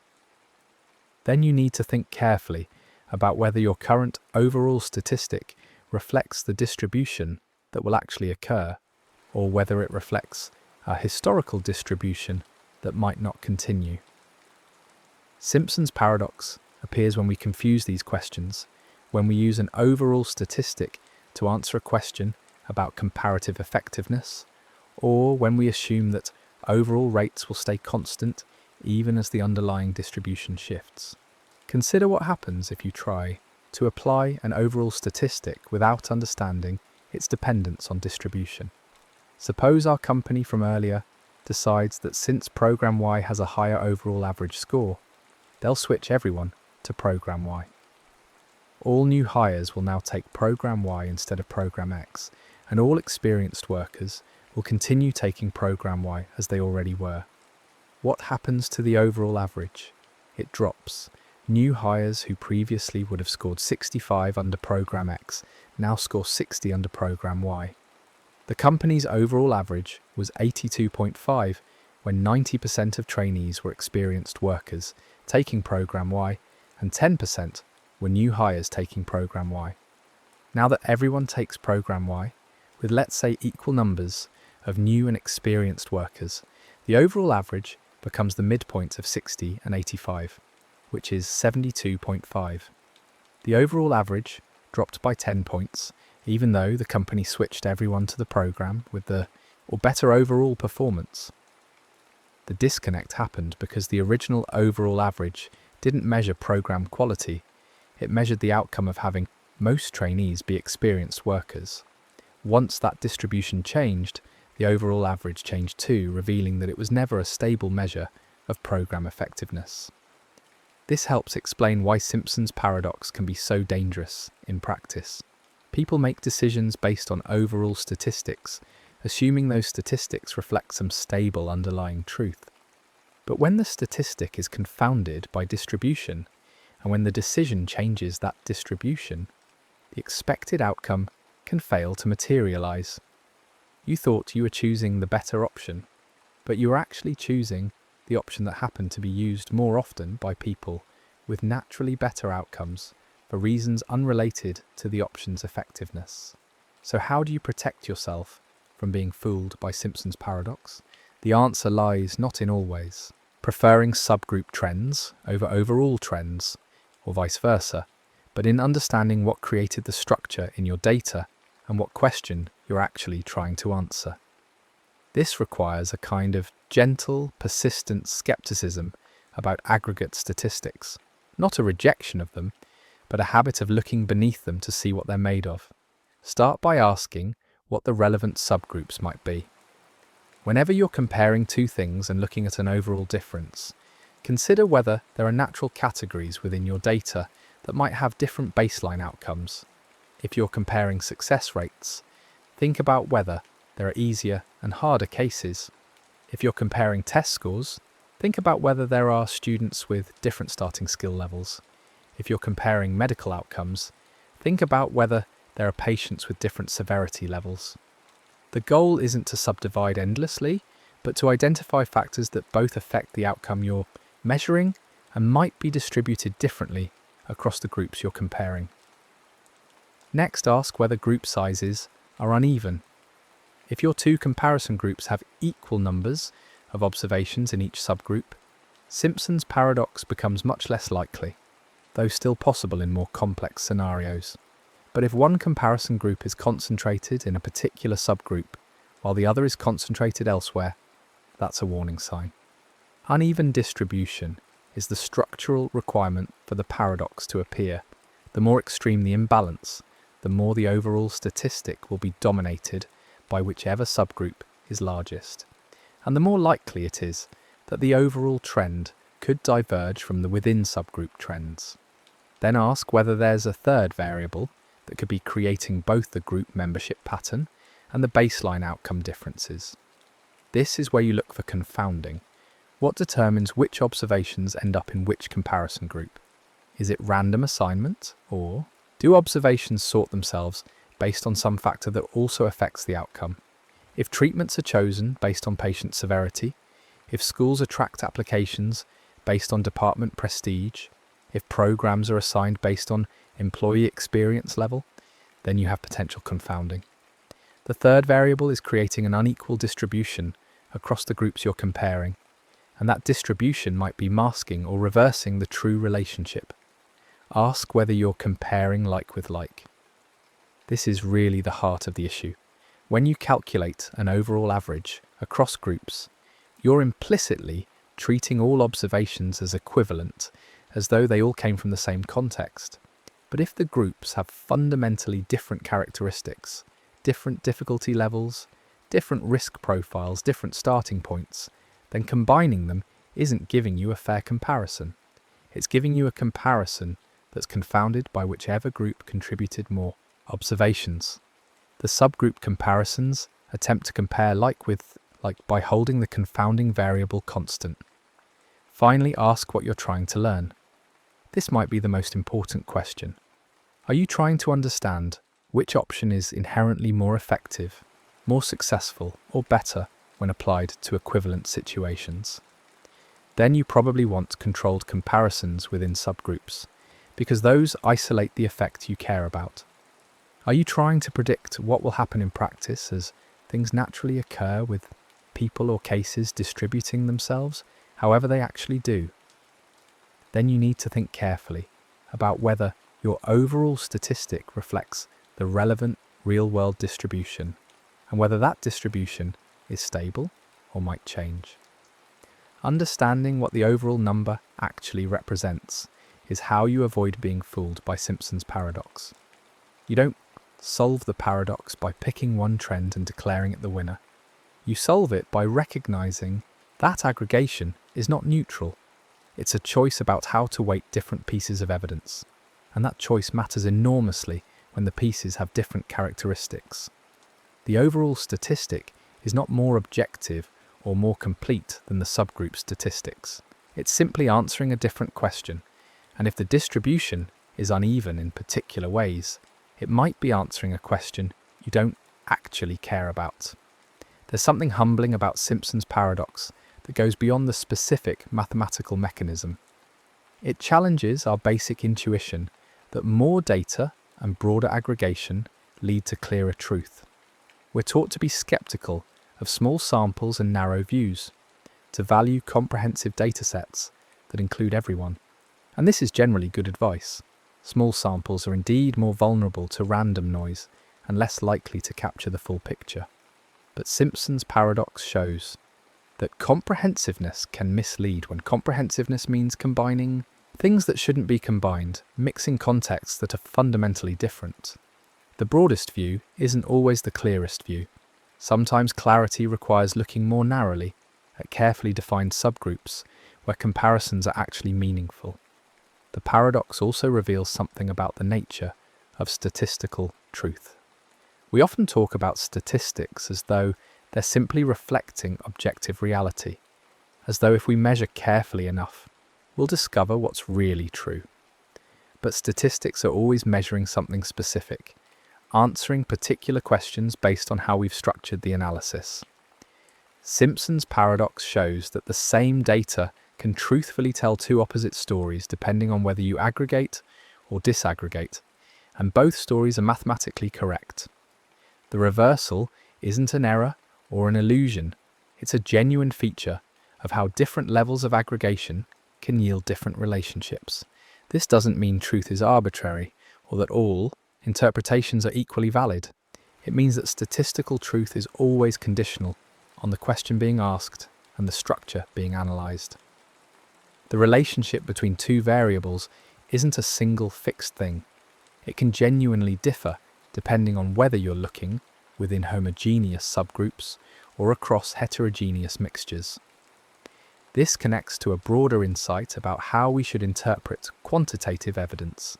Numbers feel precise and objective, but every number is embedded in context, in decisions about what to measure, how to group observations, which variables to control for, what level of aggregation to use. Simpson's paradox is an extreme example where these choices lead to opposite conclusions, but the underlying lesson applies more generally. Every average is an average of something, aggregated in some particular way, and the structure of that aggregation shapes what the average means. When you see an overall statistic, you're not seeing a pure, unmediated truth about the world. You're seeing one particular summary of the data, created by combining observations in a specific way, and that summary might or might not be answering the question you care about. The gentle irony of Simpson's paradox is that it appears precisely when you try to be most comprehensive and inclusive. The reversal doesn't happen because you ignored some data or cherry-picked favourable comparisons. It happens because you included all the data and combined it into one grand overall statistic. The paradox emerges from totality, from the attempt to capture everything in a single number. This isn't an argument against comprehensiveness, but it is a reminder that comprehensiveness without structure can obscure rather than illuminate. The goal isn't to avoid combining data. Often you need combined statistics to understand aggregate outcomes. The goal is to understand what your combined statistic actually represents, what it's weighted by, what it's mixing together, and whether that mixture corresponds to the question you're trying to answer. There's also a practical lesson about communication and interpretation. When you present an overall statistic, a success rate, an average outcome, a comparative measure, you're implicitly claiming that this number represents a meaningful summary, that it tells people something useful about the comparison you're making. But Simpson's paradox shows that an overall statistic can be actively misleading even when it's correctly calculated. If the statistic is dominated by one subgroup, if it's confounded by a third variable, if it combines unlike with unlike, then presenting it without explanation can lead people to exactly the wrong conclusion. This places a burden on anyone analysing or presenting data to look beneath the overall numbers, to check for subgroup patterns, to consider potential confounding, and to help others understand what the aggregate statistics do and don't tell you. At the same time, there's a burden on people interpreting data, on all of us when we encounter statistics in news reports, research papers, policy documents, or business analyses, to maintain a healthy curiosity about where numbers come from. When someone tells you that option A has better overall outcomes than option B, it's worth asking, better for whom? Under what conditions? In what mixture of circumstances? Are the groups being compared actually equivalent, or is one group handling harder cases, or facing more challenging conditions, or drawing from a different population? These questions aren't about being needlessly skeptical or distrusting all statistics. They're about recognizing that statistics answer specific questions, and the question being answered might not be the question you need answered. Simpson's paradox appears in enough real-world contexts that it's worth being aware of its signature. Every subgroup shows one trend, but the overall data shows the opposite trend.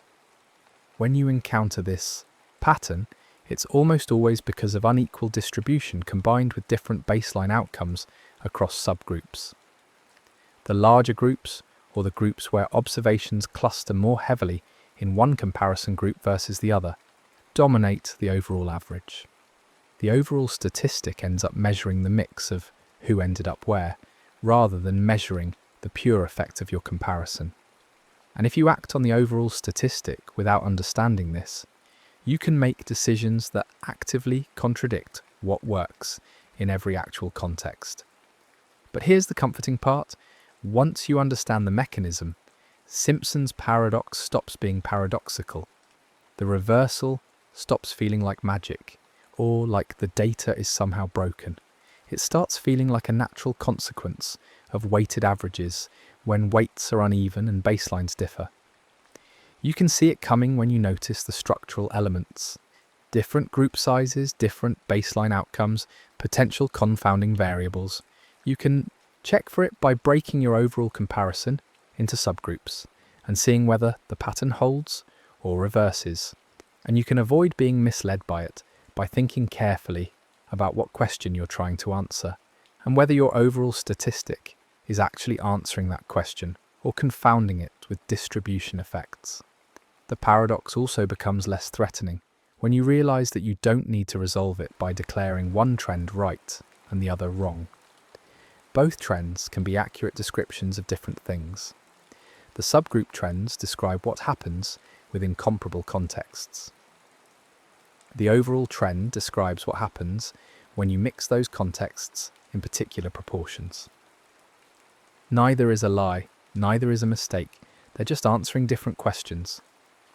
Your job is to figure out which question matters for your purpose and interpret the appropriate statistic accordingly, while understanding what it represents and what it doesn't. Yeah, there's something almost meditative about sitting with Simpson's paradox long enough to really understand it.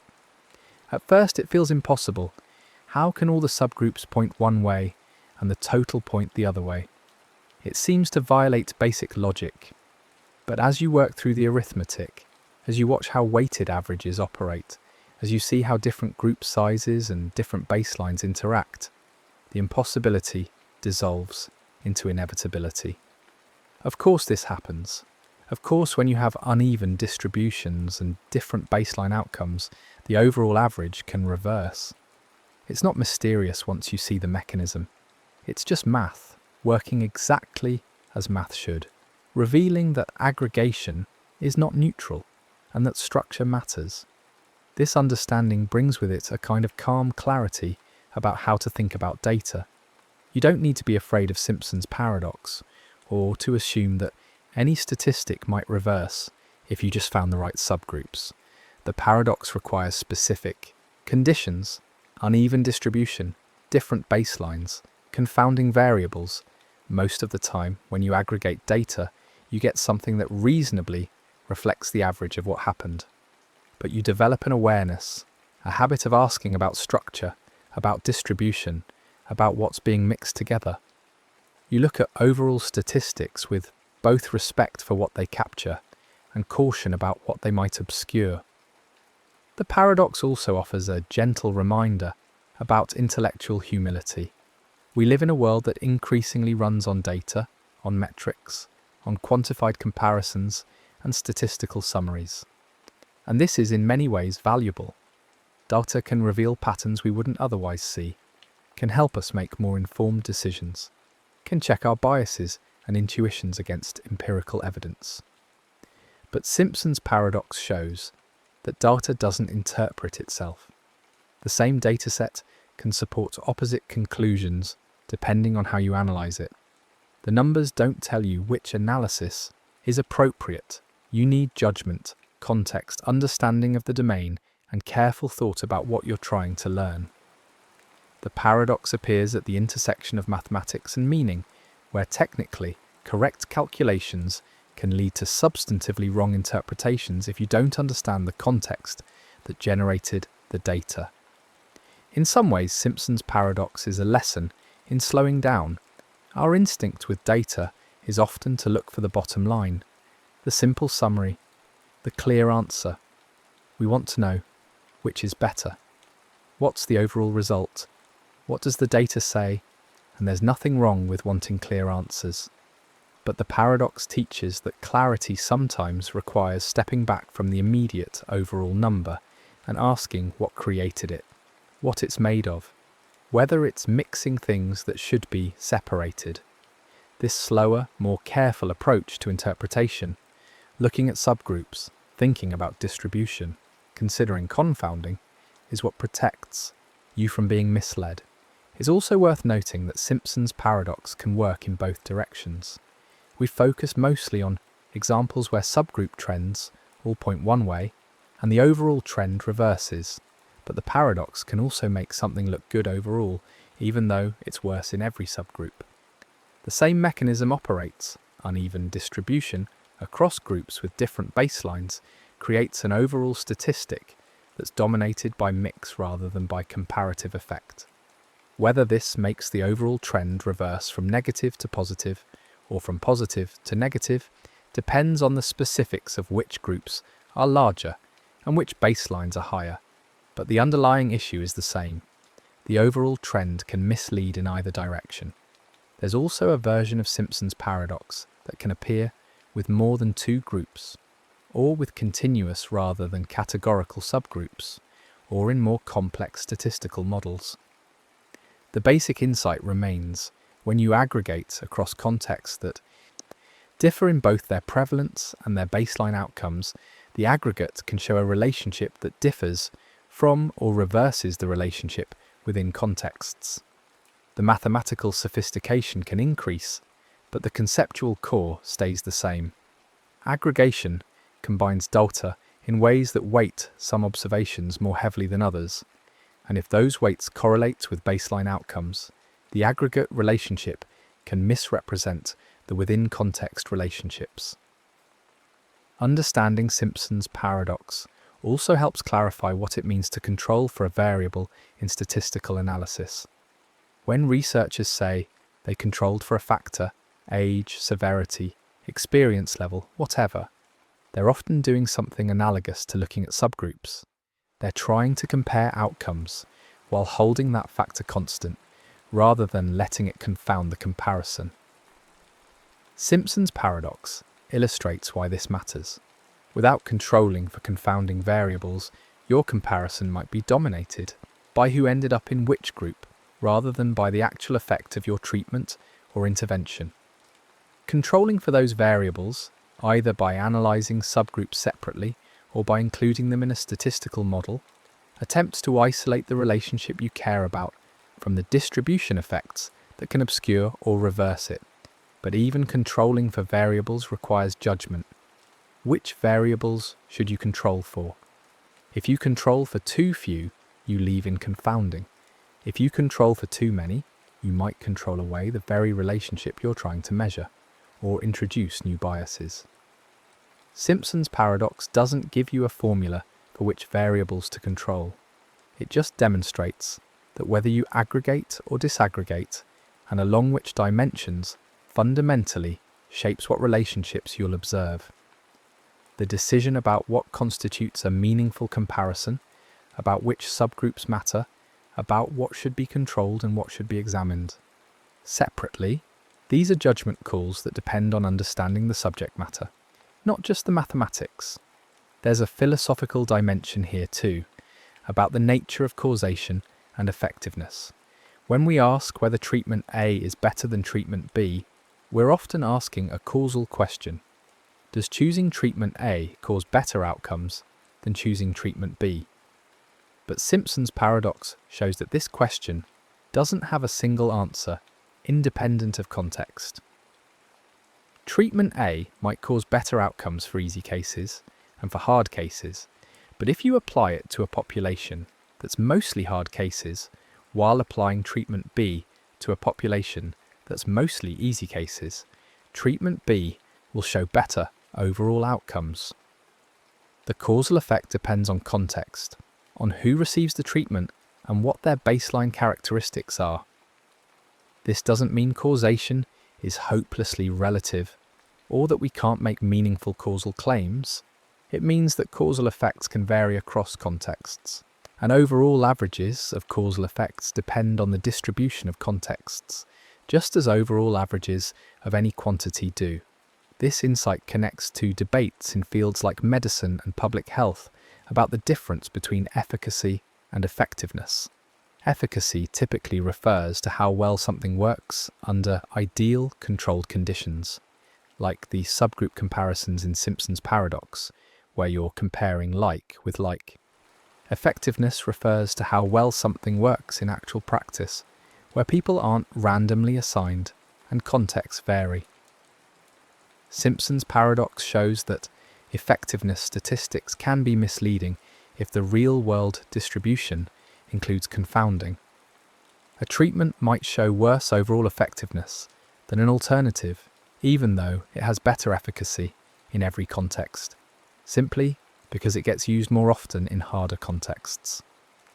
As you sit with all of this, letting the implications settle, there's a sense in which Simpson's paradox is both deeply important and quietly reassuring. It's important because it reveals a genuine way that statistical evidence can mislead, a way that overall numbers can point in precisely the wrong direction. This matters for medical decisions, policy choices, business strategies, legal arguments, and anywhere else that data drives conclusions. Missing Simpson's paradox can lead to actively harmful decisions, choosing treatments that perform worse, implementing policies that backfire, trusting institutions that actually underperform, all because an overall statistic confounded effectiveness with distribution. But it's also reassuring because the paradox is understandable. It's not a weird quantum phenomenon or an irreducible mystery. It's just weighted averages behaving exactly as weighted averages should, combined with distributions that happen to be uneven in particular ways. Once you see the mechanism, you can check for it, you can look at subgroups, you can think about distribution. You can ask what's being mixed together and whether the mix matches what you care about. The paradox gives you something specific to watch for, that signature pattern of within-group consistency but overall reversal. When you see it, you know there's confounding from distribution, and you can adjust your interpretation accordingly. Perhaps the deepest lesson of Simpson's paradox is about the relationship between simplicity and truth. We value simplicity in explanations and summaries. We want the one number that tells us what we need to know, the clear bottom line, the straightforward answer, and often simplicity serves us well. It makes information manageable and communicable. But Simpson's paradox shows that sometimes the simple summary, the overall average, the comprehensive total, doesn't capture what's actually happening.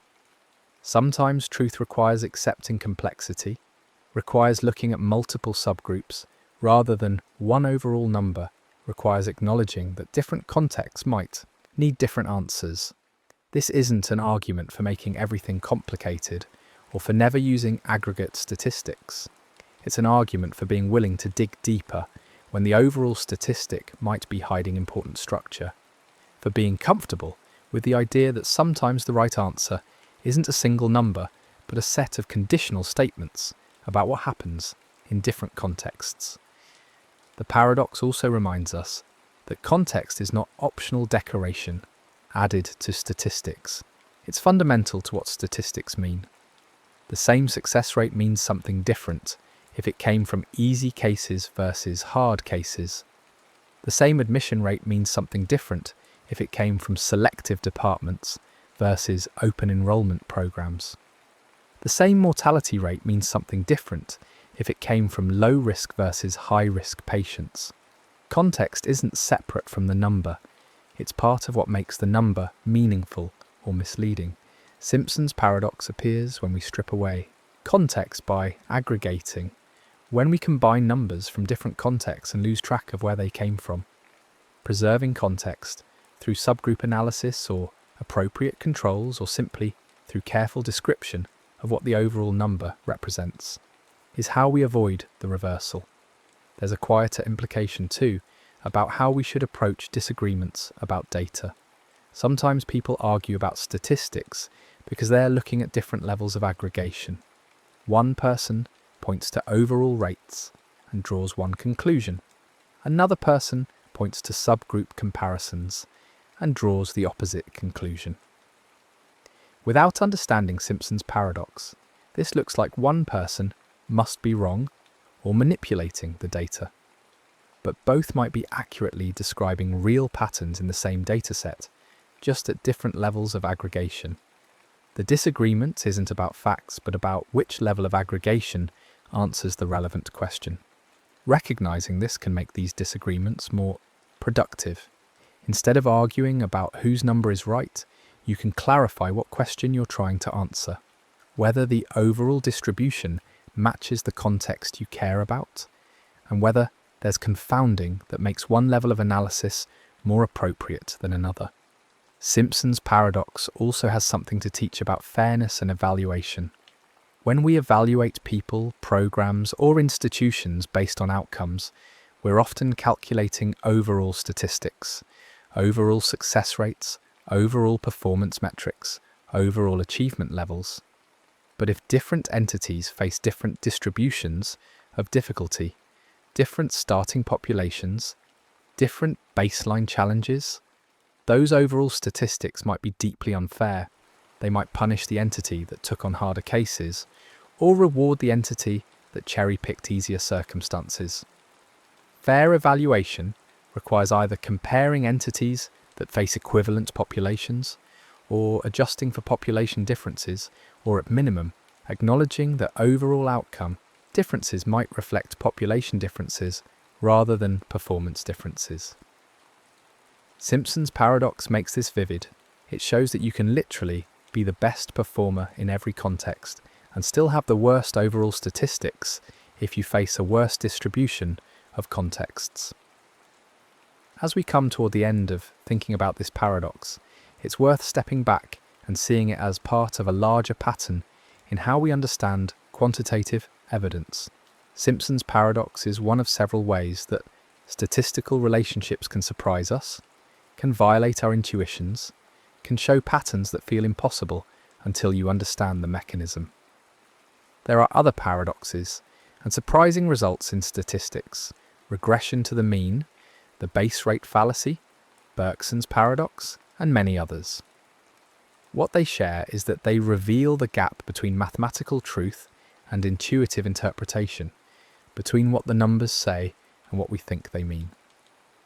This gap exists because our intuitions evolved in simpler contexts, dealing with smaller amounts of information, where averages really did represent something like the typical case, and where combining evidence really did give you a clearer picture.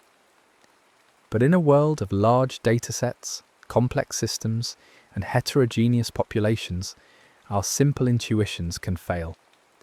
We need to supplement intuition with careful thinking about statistical structure, about what creates patterns in data, about how aggregation and weighting work. This doesn't mean abandoning intuition. It remains valuable as a starting point and a check on whether our formal analyses make sense. But it means being willing to override intuition when the structure of the situation demands it. when the mathematics clearly shows that the intuitive answer is wrong. Simpson's paradox is a perfect example. Every instinct says that if treatment A is better in every subgroup, it must be better overall. But the mathematics shows this isn't necessarily true, and once you understand why, you can adjust your intuition to account for the role of distribution and weighting. The journey through Simpson's paradox, from initial confusion through understanding to eventual insight, mirrors a broader journey in statistical literacy. At first, statistics feels like it should be straightforward. You collect numbers, you calculate averages, you see what the data says.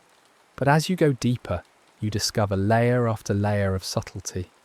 You learn about sampling variability and why small samples can mislead. You learn about confounding and why correlation doesn't prove causation. You learn about selection bias and why who's included in your data matters enormously. You learn about Simpson's paradox and why the level of aggregation shapes the relationships you observe. Each layer adds complexity, but also adds clarity. You develop a more nuanced understanding of what data can and can't tell you, of what different statistics mean, of how to interpret quantitative evidence responsibly. Simpson's paradox sits at an interesting position in this landscape. It's not about random variation or uncertainty. The reversal can appear even with infinite sample sizes and perfect measurements. It's not about causation versus correlation. The paradox can affect both. It's specifically about aggregation and distribution, about how combining data from different contexts creates weighted averages that might not represent any of the underlying contexts. This makes it particularly relevant in our current era of big data and comprehensive metrics, where the temptation is always to aggregate everything, to combine all available information into single summary statistics. Simpson's paradox warns that more data, combined thoughtlessly, can obscure truth rather than reveal it. And yet, despite all these warnings and complications, there's something ultimately optimistic about understanding Simpson's paradox. It shows that statistical confusion, even statistical reversals, can be understood and explained. It demonstrates that what looks paradoxical becomes clear once you understand the underlying mechanism. It proves that careful thinking about data structure can prevent misinterpretation. The paradox isn't a reason to distrust statistics. It's a reason to think more carefully about statistics, to look beneath overall numbers, to ask about distribution and context, to match the level of analysis to the question you're actually trying to answer. There's also something satisfying about the paradox's resolution. The mystery disappears completely once you see how weighted averages work, once you trace through the arithmetic of combining groups with different sizes and different baselines.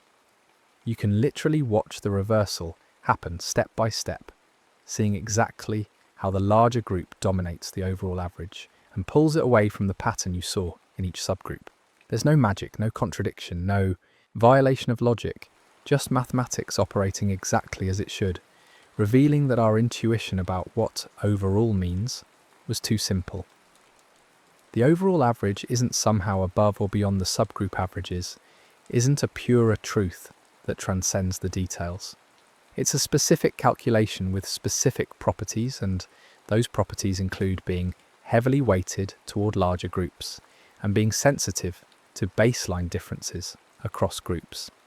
As you let all of this settle, as you imagine encountering statistics in your own life, or work with this understanding in mind, there's a new kind of attentiveness that Simpson's paradox cultivates. When you see an overall comparison, you find yourself wondering, what subgroups might exist within this data? Are they distributed evenly across the comparison groups or unevenly? Might the overall difference reflect who ended up where, rather than which option is actually better? This isn't paranoia or excessive skepticism, it's appropriate caution, a recognition that aggregation is a choice with consequences. Sometimes that choice is exactly right, and the overall statistic tells you what you need to know, but sometimes the choice obscures what matters, and you need to look more carefully at the structure beneath the summary. The paradox also encourages a particular kind of intellectual honesty in how we present and interpret data. If you've calculated an overall statistic and discovered that it reverses when you look at subgroups, you have a responsibility to explain this.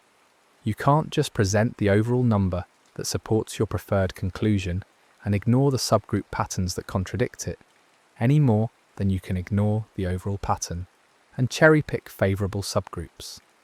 The honest approach is to present both, to explain the reversal, to discuss what creates it, and to help people understand which comparison is more relevant for the decisions they face.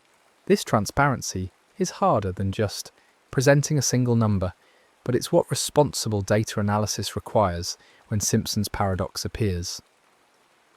In the end, Simpson's paradox is a story about humility, about recognizing that our intuitions about aggregation can fail, that simple summaries can mislead, that more comprehensive statistics aren't always better statistics. It's a reminder that every number is embedded in structure, that every average reflects choices about what to include and how to weight it, that truth depends on asking the right question and analysing at the appropriate level. The world is layered, not flat. Context matters. Distribution shapes outcomes. And sometimes to see clearly, you need to resist the temptation to collapse everything into a single overall statistic and instead maintain the distinctions that make comparisons meaningful. But it's also a story about understanding, about how what seems impossible becomes inevitable once you see the mechanism, about how careful thinking can resolve confusion, about how mathematical literacy can protect you from being misled. Simpson's paradox isn't a reason to despair about our ability to learn from data. It's an invitation to learn more carefully, to look more deeply, to think more clearly about what our statistics actually mean. The reversal stops feeling like a paradox and starts feeling like a natural consequence of how weighted averages behave when weights are uneven and contexts differ. This understanding doesn't eliminate the challenge of interpreting data well. That remains hard work requiring judgment and care, but it gives you tools for that work, specific things to check for, specific questions to ask, specific ways that aggregation can mislead and how to protect against them. The final comfort in understanding Simpson's paradox is the clarity it brings to situations that might otherwise feel hopelessly confusing. When you encounter contradictory statistics, when overall trends disagree with subgroup trends, when different analyses of the same data reach opposite conclusions, Simpson's paradox gives you a framework for understanding what's happening. You can check whether it's a distribution issue, whether different levels of aggregation are answering different questions, whether confounding is creating the contradiction. This doesn't automatically resolve every disagreement or make every decision easy, but it replaces confusion with comprehension. You understand why the reversal happens. You know what to look for. You can figure out which statistic answers your actual question. The paradox that once seemed impossible now seems natural. The reversal that once seemed paradoxical now seems like an expected consequence of combining data with particular structural properties. And so we arrive at a quiet understanding. Numbers don't speak for themselves. Aggregates aren't automatically trustworthy. And overall doesn't always mean most accurate. Simpson's paradox teaches that clarity requires looking beneath the surface of summary statistics, understanding the distribution and structure that creates them, and matching the level of analysis to the question you need answered. The reversal between subgroup trends and overall trends isn't a failure of mathematics or a flaw in the data. It's a natural consequence of how weighted averages work when applied to heterogeneous groups with uneven distributions. Once you see this, really see it, and understand it, you're less likely to be fooled by misleading aggregates. You develop an instinct for asking about subgroups, for thinking about distribution, for questioning whether the overall number is actually answering your question or confounding it with something else. This understanding doesn't make data interpretation easy, but it makes it clearer. It gives you something specific to watch for, a known pattern of how things can go wrong, and tools for checking whether that pattern is present in data you encounter. Simpson's paradox moves from being a confusing impossibility to being an expected structural feature of certain kinds of data, something you can recognize and account for, something that no longer has the power to mislead you because you understand exactly how the reversal works and what it means. That's the gentle landing. The paradox resolved not by solving an equation but by understanding a principle, by seeing through the surface contradiction to the clear mechanism beneath, by developing the patience to look at structure rather than just accepting the first overall number you're given. The lesson settles quietly. Respect the context, understand the distribution, ask the right question, and the paradox dissolves into simple, clear insight about how weighted averages behave in a layered world. Before we descend into the darkness, I want to ask a favour. If you enjoy this story, please use your hype points on this video. It helps the channel more than you possibly know. If you're listening on Spotify, leaving a review makes a massive difference. And if you'd like, comment what time it is and where in the world you're listening from. We absolutely love seeing where everyone is tuning in. And of course, if you enjoy the content, consider subscribing. Now let's begin. There are two boxes sitting in front of you. One is transparent, made of clear plastic or glass, and you can see exactly what it contains. A modest sum of money, perhaps $1,000, neatly stacked and visible. The other box is opaque, solid and closed, impossible to see through. You have no idea what might be inside it, if anything at all. You are presented with a simple choice. You can take only the opaque box, walking away with whatever it contains, or you can take both boxes, claiming both the visible money and whatever might be hidden in the sealed container. On the surface, this seems like a straightforward decision, the kind of choice that should have an obvious answer. After all, more is better than less, and taking both boxes would seem to guarantee you at least the visible amount, plus potentially more. But this scenario, known as Newcomb's paradox, is anything but straightforward. And the more carefully you think about it, the more deeply puzzling it becomes. The setup is deliberately clean and minimal. There are no trick doors, no sleight of hand, no hidden complications in the physical arrangement. The transparent box sits there with its contents on full display. The opaque box sits beside it, sealed but not locked, ready to be opened. The choice is yours to make freely, with no time pressure, no one forcing your hand. You can walk up, examine both boxes as long as you like, and then decide. Take one or take both. That's all there is to the mechanical aspect of the problem. The simplicity is important because it means the paradox doesn't arise from confusion about what's happening physically. The boxes are just boxes. The money is just money. The action of taking one or both boxes is as simple as reaching out your hand. Everything about the physical setup is completely ordinary. But there is one element that transforms this simple choice into something profound, something that has puzzled philosophers, mathematicians, and decision theorists for decades. Before you arrived at this decision point, before you even knew about these boxes, someone made a prediction about what you would choose.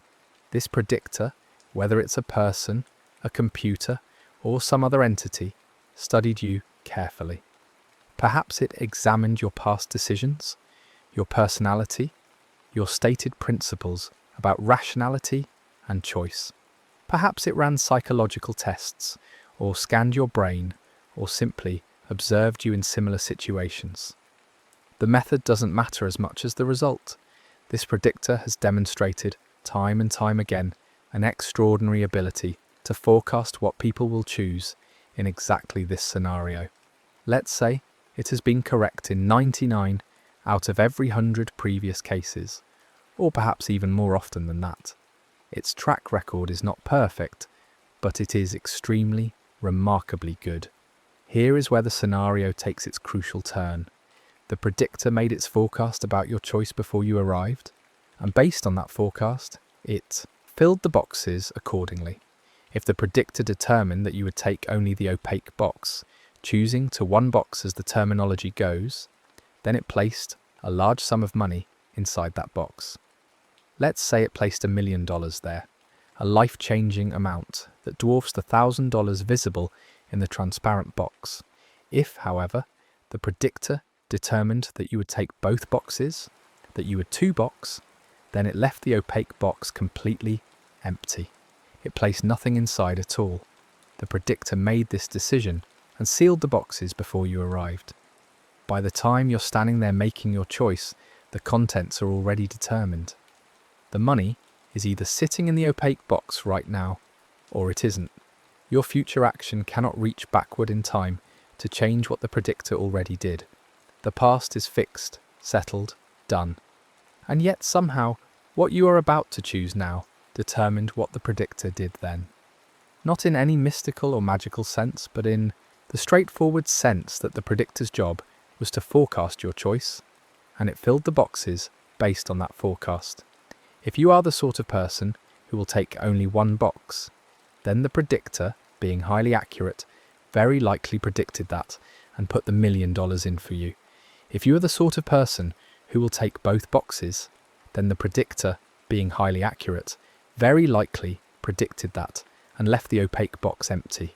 The contents of the boxes right now, before you make your choice, depend on what the predictor thought you would do, and the predictor based its judgment on who you are and how you make decisions.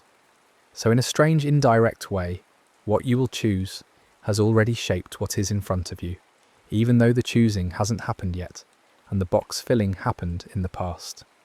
This is the heart of the paradox, the reason it feels so deeply strange. The contents are fixed now, unchangeable by anything you do next. You cannot causally influence what happened before you arrived. That would violate our basic understanding of how time and causality work. Actions now affect the future, not the past. And yet, the predictor's accuracy means there is an extremely strong correlation between what you choose and what you get. One boxers walk away wealthy almost every time. Two boxers walk away with only the small visible amount. Or in the version where the visible amount is zero, they walk away with nothing at all. The statistics are clear. The pattern is undeniable. The predictor's accuracy makes your choice highly predictive of your outcome, even though your choice comes after the boxes were filled.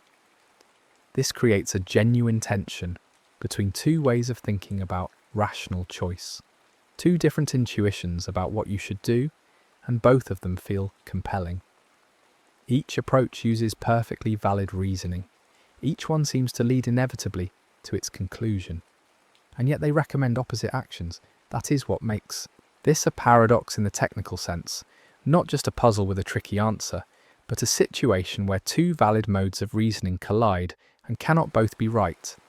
Yet neither one seems to contain an obvious error. Let's start with the reasoning that says you should take both boxes. This is often called causal decision theory, or the dominance approach, and it follows a particular kind of logic that many people find immediately convincing. The reasoning goes like this. Right now, at this very moment, the opaque box either contains $1 million or it contains nothing. That fact is already settled. The predictor made its choice, sealed the boxes, and walked away. Nothing you do now can change what is inside that box. Your action, whatever it is, will unfold after the contents have been determined. There is no causal pathway running backward in time from your hand reaching toward the boxes to the earlier moment when the predictor filled them. Causation flows forward, not backward. Therefore, the contents are fixed, independent of your current choice. Given that the contents are fixed, let's consider the two possibilities. First possibility, the opaque box contains the $1 million. If that's the case, then you have a choice between taking only that box, which gives you $1 million, or taking both boxes, which gives you $1 million plus the 1,000 in the transparent box. Taking both is clearly better. You get everything you would have gotten by one boxing, plus an additional 1,000. Second possibility, the opaque box is empty. If that's the case, then you have a choice between taking only that box, which gives you nothing, or taking both boxes, which gives you the 1,000 in the transparent box. Again, taking both is clearly better. You get something instead of nothing. So regardless of which possibility is actually true, regardless of what the predictor did, taking both boxes gives you a better outcome than taking only one. This is called a dominance argument. One action dominates another if it gives you at least as good an outcome in every possible state of the world, and a strictly better outcome in at least one state. Here, two boxing dominates one boxing. In the world where the opaque box is full, two boxing gets you more. In the world where the opaque box is empty, two boxing gets you more. There is no possible state of affairs where one boxing comes out ahead. The transparent box is sitting right there, money visible, yours for the taking. Why would you ever leave free money on the table? The box isn't booby-trapped. Taking it doesn't cause the other box to empty. The contents were determined before you arrived. Leaving that guaranteed money behind seems irrational, a needless sacrifice that gains you nothing. This reasoning feels solid. It respects causality. It treats the world as it is at the moment of decision. It doesn't get distracted by correlation or statistical patterns. It focuses on the straightforward fact that at decision time, taking both boxes cannot be worse than taking one, and will definitely be better if the opaque box happens to be full. Many people hear this argument and find it completely convincing. It seems to capture something fundamental about rational choice. When faced with options, choose the one that gives you the best outcome, no matter what state the world is in. That's what two boxing does. It's the safe, rational, obviously correct choice according to this way of thinking. But now consider the other side, the reasoning that says you should take only the opaque box. This approach, often associated with evidential decision theory or causal decision theory's rivals, focuses on a different aspect of the situation. It says yes, the contents are already determined, but that doesn't mean the correlation between your choice and those contents is irrelevant. In fact, that correlation is the most important thing to pay attention to. Look at what actually happens to people in this scenario. People who choose one box walk away with $1 million almost every time. People who choose both boxes walk away with just $1,000 or with nothing almost every time. That's not a coincidence. That's the predictor doing its job with extraordinary accuracy. The predictor is so good at its task that your type of choice, the kind of decision maker you are, is highly predictive of what's in the boxes right now. If you are the sort of person who reasons in a two-boxing way, who focuses on dominance and the fixed contents, then the predictor very likely saw that about you and left the opaque box empty. If you are the sort of person who reasons in a one-boxing way, who recognizes the correlation and acts on it, then the predictor very likely saw that about you and filled the opaque box with the million. Your decision process, your way of thinking about the problem, is part of the information the predictor used. The predictor didn't just flip a coin. It studied you. It modeled you. It figured out what kind of reasoner you are. So when you choose both boxes, you are not just making a choice about boxes. You are revealing something about yourself, something the predictor almost certainly already knew. You are revealing that you are a two-boxer, someone who follows dominance reasoning. And if the predictor knew that, it left the opaque box empty. Conversely, if you choose only the opaque box, you are revealing that you are a one-boxer, someone who follows evidential or correlation-based reasoning. And if the predictor knew that, it filled the box. The predictor's accuracy means that your choice is strong evidence about what's in the boxes, even though your choice happens after the filling. The correlation runs through what kind of person you are, not through any backward causation. From this perspective, the rational thing to do is to maximize your expected value given the predictor's accuracy. If the predictor is right 99% of the time, then one boxing gives you about a 99% chance of getting $1 million and a 1% chance of getting nothing. That's an expected value of $990,000. Two boxing gives you about a 99% chance of getting $1,000, which happens when the box is empty, plus the visible 1,000, and a 1% chance of getting $1,001,000, which happens in the rare case that the predictor was wrong, and you got lucky. That's an expected value of about $11,000. 990,000 is much, much larger than 11,000. One boxing is the clear winner in expected value terms. It's not even close. People who follow this reasoning point out that the dominance argument, while logically valid in the abstract, is missing something crucial about this particular scenario. Yes, taking both boxes would be better than taking one box if the contents were truly independent of your choice, but they aren't independent. They're highly correlated with your choice through the predictor's accuracy. Ignoring that correlation because it runs through something other than direct causation is a mistake. It's like ignoring the fact that smoking correlates with cancer just because you can't draw a simple causal arrow from this particular cigarette to your future diagnosis. The correlation matters. The predictor's accuracy matters. And if you ignore it, you will very likely walk away with much less money than you could have had. This reasoning also feels solid. It respects evidence. It pays attention to patterns and outcomes. It doesn't get caught up in abstract principles that lose sight of what actually happens. It focuses on the fact that, empirically, one boxers get rich and two boxers don't.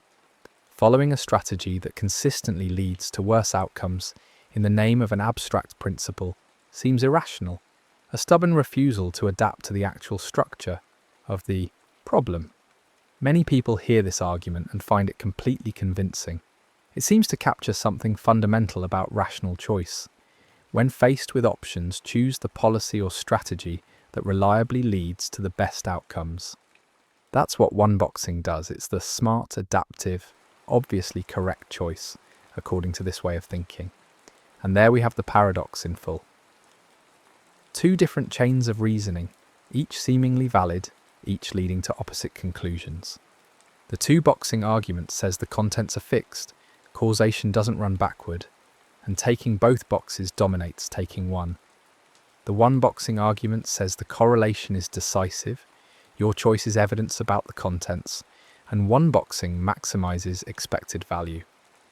Both arguments are internally consistent. Neither one contains an obvious logical flaw. They simply start from different premises about what matters for rational decision-making, and those different premises lead to different recommendations. This isn't just an academic disagreement about probability or game theory. It cuts to the heart of what we mean when we say a choice is rational. The two boxing view identifies rationality with following certain principles, like dominance, that are about the structure of outcomes at the moment of choice. The one boxing view identifies rationality with achieving good results in expectation, paying attention to all the information available, including correlations that run through the predictor. These are two different conceptions of what rationality is for, two different pictures of what a decision procedure should accomplish. The dominance principle has deep roots in how we think about choice. It says that if one option is better than another in every possible state of the world, then you should choose that better option. This seems almost tautological, a simple application of the idea that more is better than less. How could it be rational to choose something that is guaranteed to be worse than an alternative? The transparent box is right there. Its contents are guaranteed. Taking it cannot make the opaque box's contents change from what they already are. So why not take it?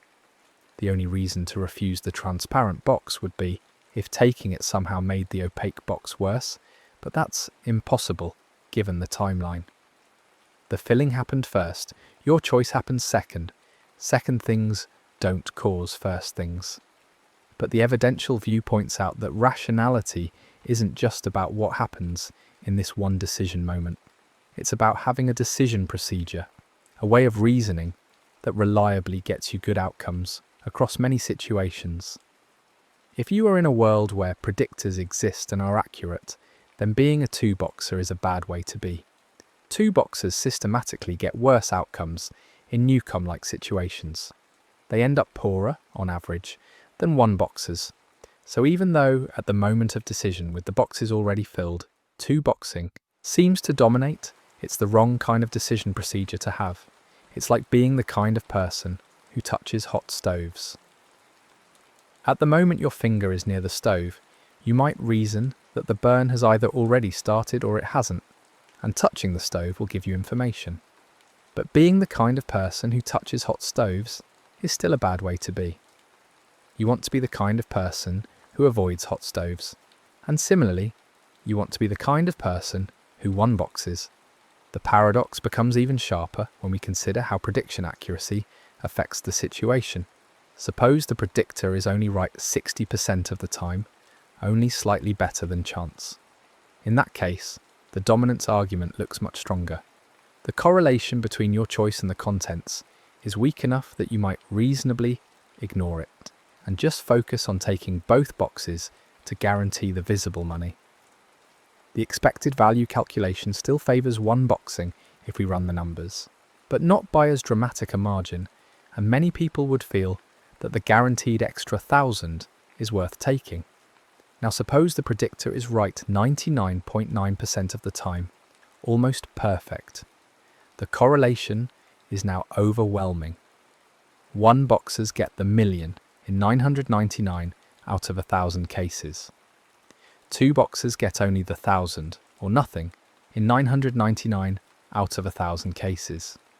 The expected value difference is enormous.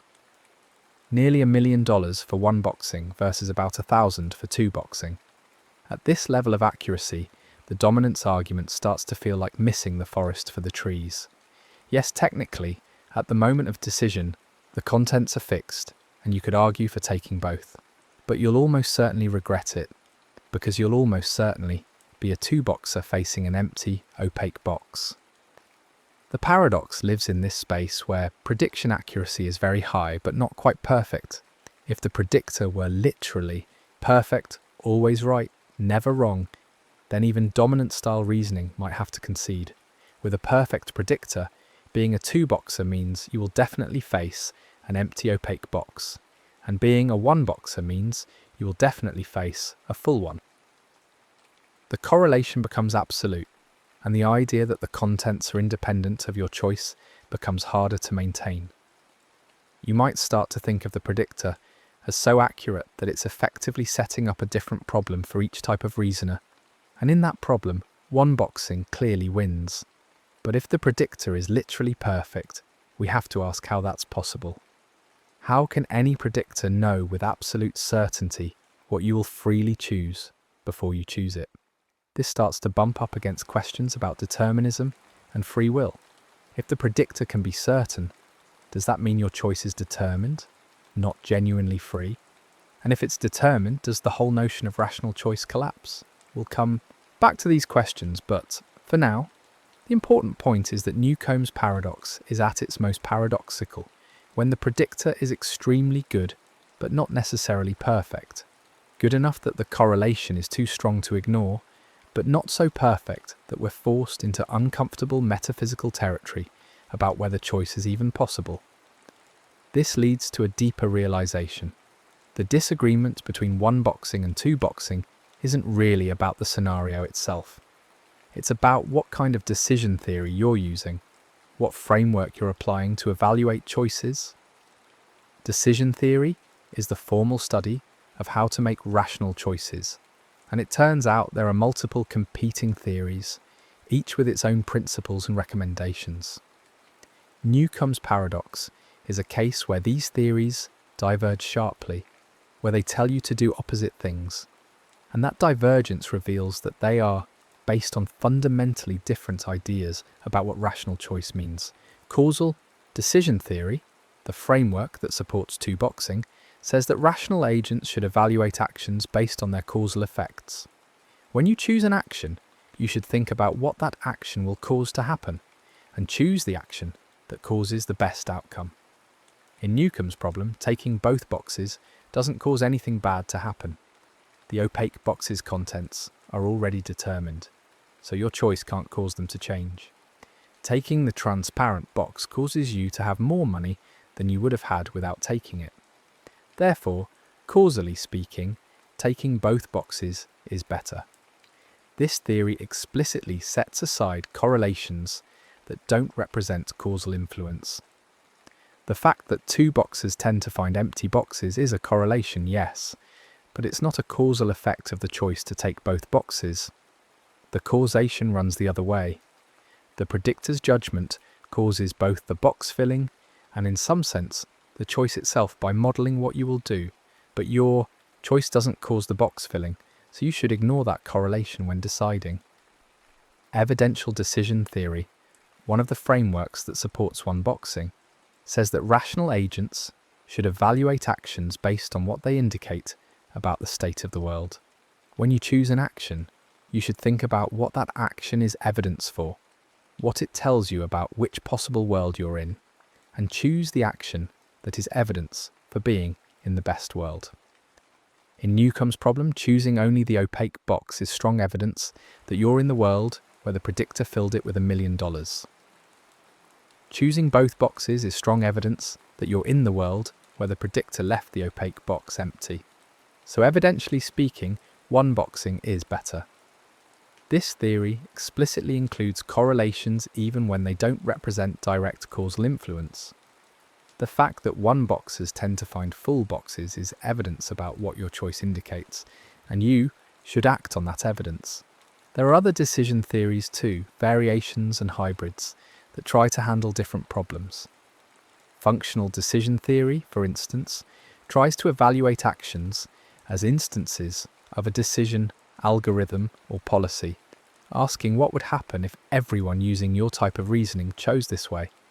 In Newcomb's problem, it also recommends one-boxing, because the policy of one-boxing reliably produces better outcomes when facing accurate predictors. Updateless decision theory takes a similar approach, but frames it in terms of committing to policies before you have certain information. These theories are attempts to capture intuitions that causal decision theory might miss while still maintaining rigorous formal frameworks. But the key insight is that these are different theories. They're not just different names for the same thing. They encode different values about what rationality requires. Causal decision theory values making choices that cause good outcomes, focusing on the forward-looking, future-directed effects of your actions. Evidential decision theory values making choices that are correlated with good outcomes, focusing on what your actions reveal about the situation you're in. Both of these seem like reasonable things to value. Both of them are, in some sense, trying to capture what it means to choose well. And yet they conflict in Newcomb's problem. This reveals something profound about rational choice. It's not a simple, obvious notion with one clear answer. Different formalizations of rationality can give different recommendations. The project of decision theory is ongoing precisely because these hard cases exist, situations where our intuitions pull in different directions and where different formal frameworks diverge. Newcomb's paradox doesn't just present a puzzle to solve. It presents a choice between different conceptions of what rationality is, and there's no higher authority to appeal to, no super-rationality. That tells us which conception is the right one. We have to decide what we value in a decision procedure, what we want rationality to accomplish. And that choice itself isn't obviously rational or irrational. It's more like a foundational commitment, a stance we take about how to engage with decisions. Some philosophers have tried to find ways to make the paradox less sharp, to find considerations that might favour one side without requiring such deep commitments. One argument says that even causal decision theorists should one-box if they accept that the predictor is accurate enough. The idea is that your reasoning process itself might be part of the causal chain. If the predictor studied your brain or your past decisions, then your current neural states or decision patterns are causing your choice, and those same states were accessible to the predictor. So there is a kind of common cause. Your decision-making apparatus causes both your current choice and the predictor's past prediction. In that case, choosing both boxes is evidence that your decision-making apparatus is in a state that caused the predictor to leave the opaque box empty, and you should avoid being in that state. But this argument is tricky because it requires accepting that your decision-making apparatus, rather than your choice itself, is the causally relevant thing. It's not that choosing both boxes causes the opaque box to be empty, it's that being the kind of decision-making system that will choose both boxes causes the predictor to leave it empty. This is a subtle shift, and not all causal decision theorists accept it. Some insist that, at the moment of decision, the state of your brain is what it is. The boxes are already filled, and the question is just what action to take given all that. Your action still can't reach back to change the past, even if your brain states can be seen as causing both the past prediction and the current action. Another consideration that sometimes comes up is that in realistic scenarios, you might not be certain about the predictor's accuracy. Maybe you've heard it's very good, but you haven't personally verified the statistics. Maybe there's some chance the whole thing is a trick, and the boxes are being manipulated in some other way. If you're uncertain about the predictor's accuracy, then you have to weigh the possibility that it's highly accurate, in which case one boxing is better, against the possibility that it's not very accurate or is working differently than claimed, in which case two boxing might be better. Your choice would then depend on your credence in the predictor's accuracy and how you weigh the different possible situations. But this doesn't resolve the paradox so much as change the problem.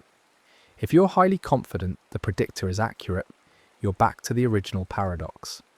And even if you're not certain, you still face a choice between decision theories. Do you use causal reasoning, where you focus on what your current action causes, or evidential reasoning, where you focus on what your current action is evidence for? The uncertainty about the predictor just adds another layer. It doesn't eliminate the core tension. There's also the question of whether you can genuinely choose freely if a predictor can forecast your choice with high accuracy.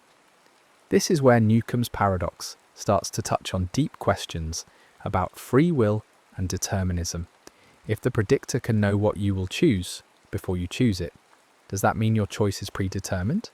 Is it still meaningful to talk about what you should do if what you will do is already set? These are ancient questions, debated by philosophers for millennia, and Newcomb's paradox doesn't settle them. But it does illuminate them in an interesting way.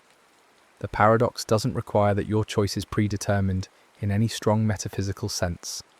It only requires that your choice is predictable, given enough information about you.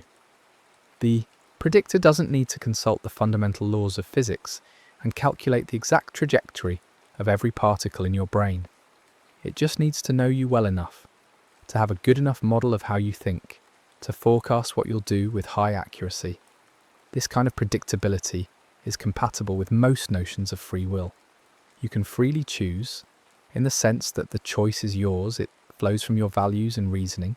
Nothing is forcing you against your will, and yet the choice can still be predictable. If someone knows your values, your reasoning patterns, your past behaviour, they can often predict what you'll do. Not with perfect certainty, but with reasonable confidence.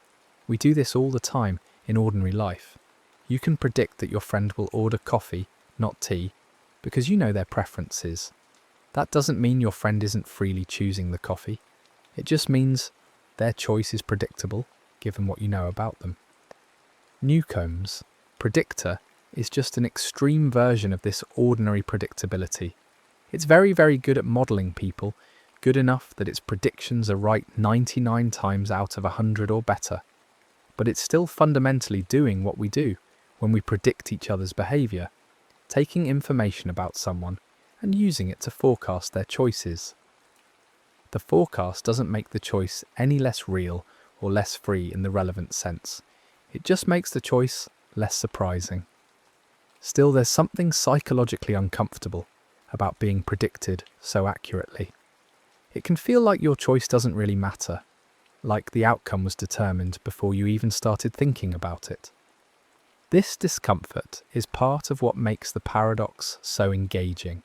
It puts you in a position where you have to confront the relationship between your decision-making and the world around you. Your reasoning process, which feels internal and private, has been observed, modelled, anticipated. The world has been shaped in response to what you were going to do before you did it. That can feel unsettling, even if it doesn't actually threaten free will in any technical sense. Some people respond to this discomfort by rejecting the scenario as unrealistic. They say no predictor could be that accurate in practice, so the paradox is just a fantasy, not something we need to worry about. But this misses the point of thought experiments. Newcomb's paradox isn't meant to describe a situation you'll actually face. It's meant to isolate certain features of decision-making and push them to an extreme to see what happens. The predictor's high accuracy is a stipulation that creates a clean test case for different decision theories. Whether such a predictor could exist in reality is interesting, but it's separate from the question of what you should do if such a predictor did exist. And actually, while perfect or near-perfect predictors might not exist, we do encounter situations with somewhat similar structure. Anytime someone knows you well enough to predict your behaviour, anytime you're making a choice that will be evaluated by someone who has studied you or your type, you're in a weak version of Newcomb's problem. Job interviews, negotiations, strategic games where your opponent can model your thinking, all of these have elements of the same structure. The other party's decision about how to treat you may depend on what kind of person they think you are, which is revealed by what you choose, even though their decision happens before or simultaneously with your choice. Consider a simpler example that captures some of the flavour. You're asked whether you would betray a friend for money. Before you answer, you're told that people who say they wouldn't betray their friend will be given $1,000 because they're trustworthy, and the questioner wants to reward trustworthiness. People who say they would betray their friend will be given nothing because they're untrustworthy. What do you say? If you say you wouldn't betray your friend, you're more likely to get the money because trustworthy people are being rewarded. But if you're only saying it to get the money, are you actually trustworthy? The questioner is trying to predict your real character, and your answer is evidence about that character. This isn't exactly the same as Newcomb's paradox, but it has a similar feel. Your choice is both free and also evidence about the kind of person you are, and the outcome depends on that evidence. In game theory, there are situations where players face similar tensions. If you're playing a game against an opponent who can model your thinking, you have to consider not just what action produces the best outcome, given the current state, but what action you would want to be known for taking, because your opponent's strategy might depend on what kind of player you are.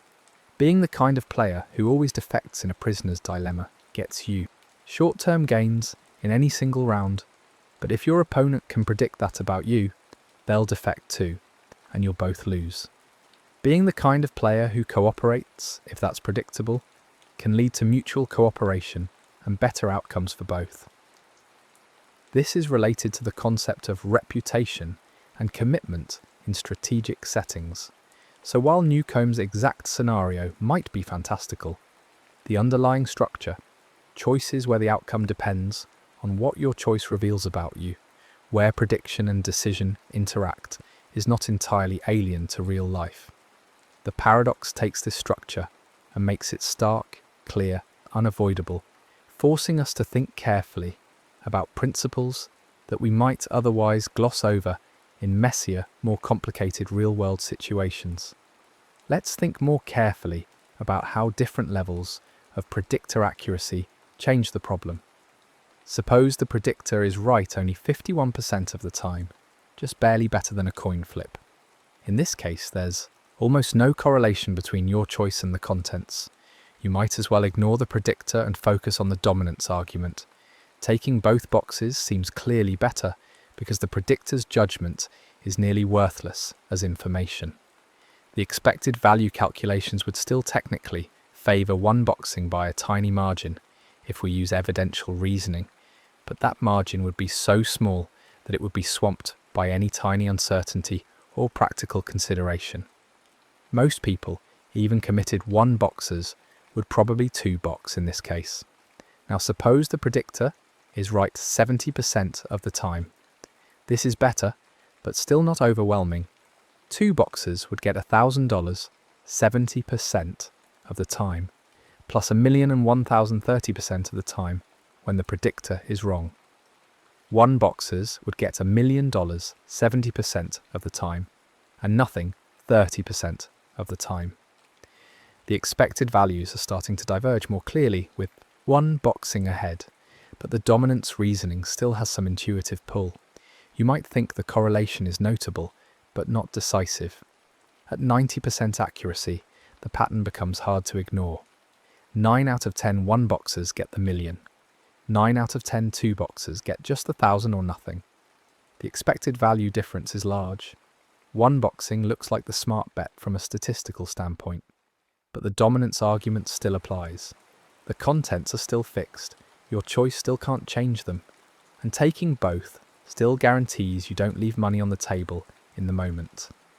At 99% accuracy, as we've discussed, the correlation is overwhelming. At 99.9%, it's nearly absolute.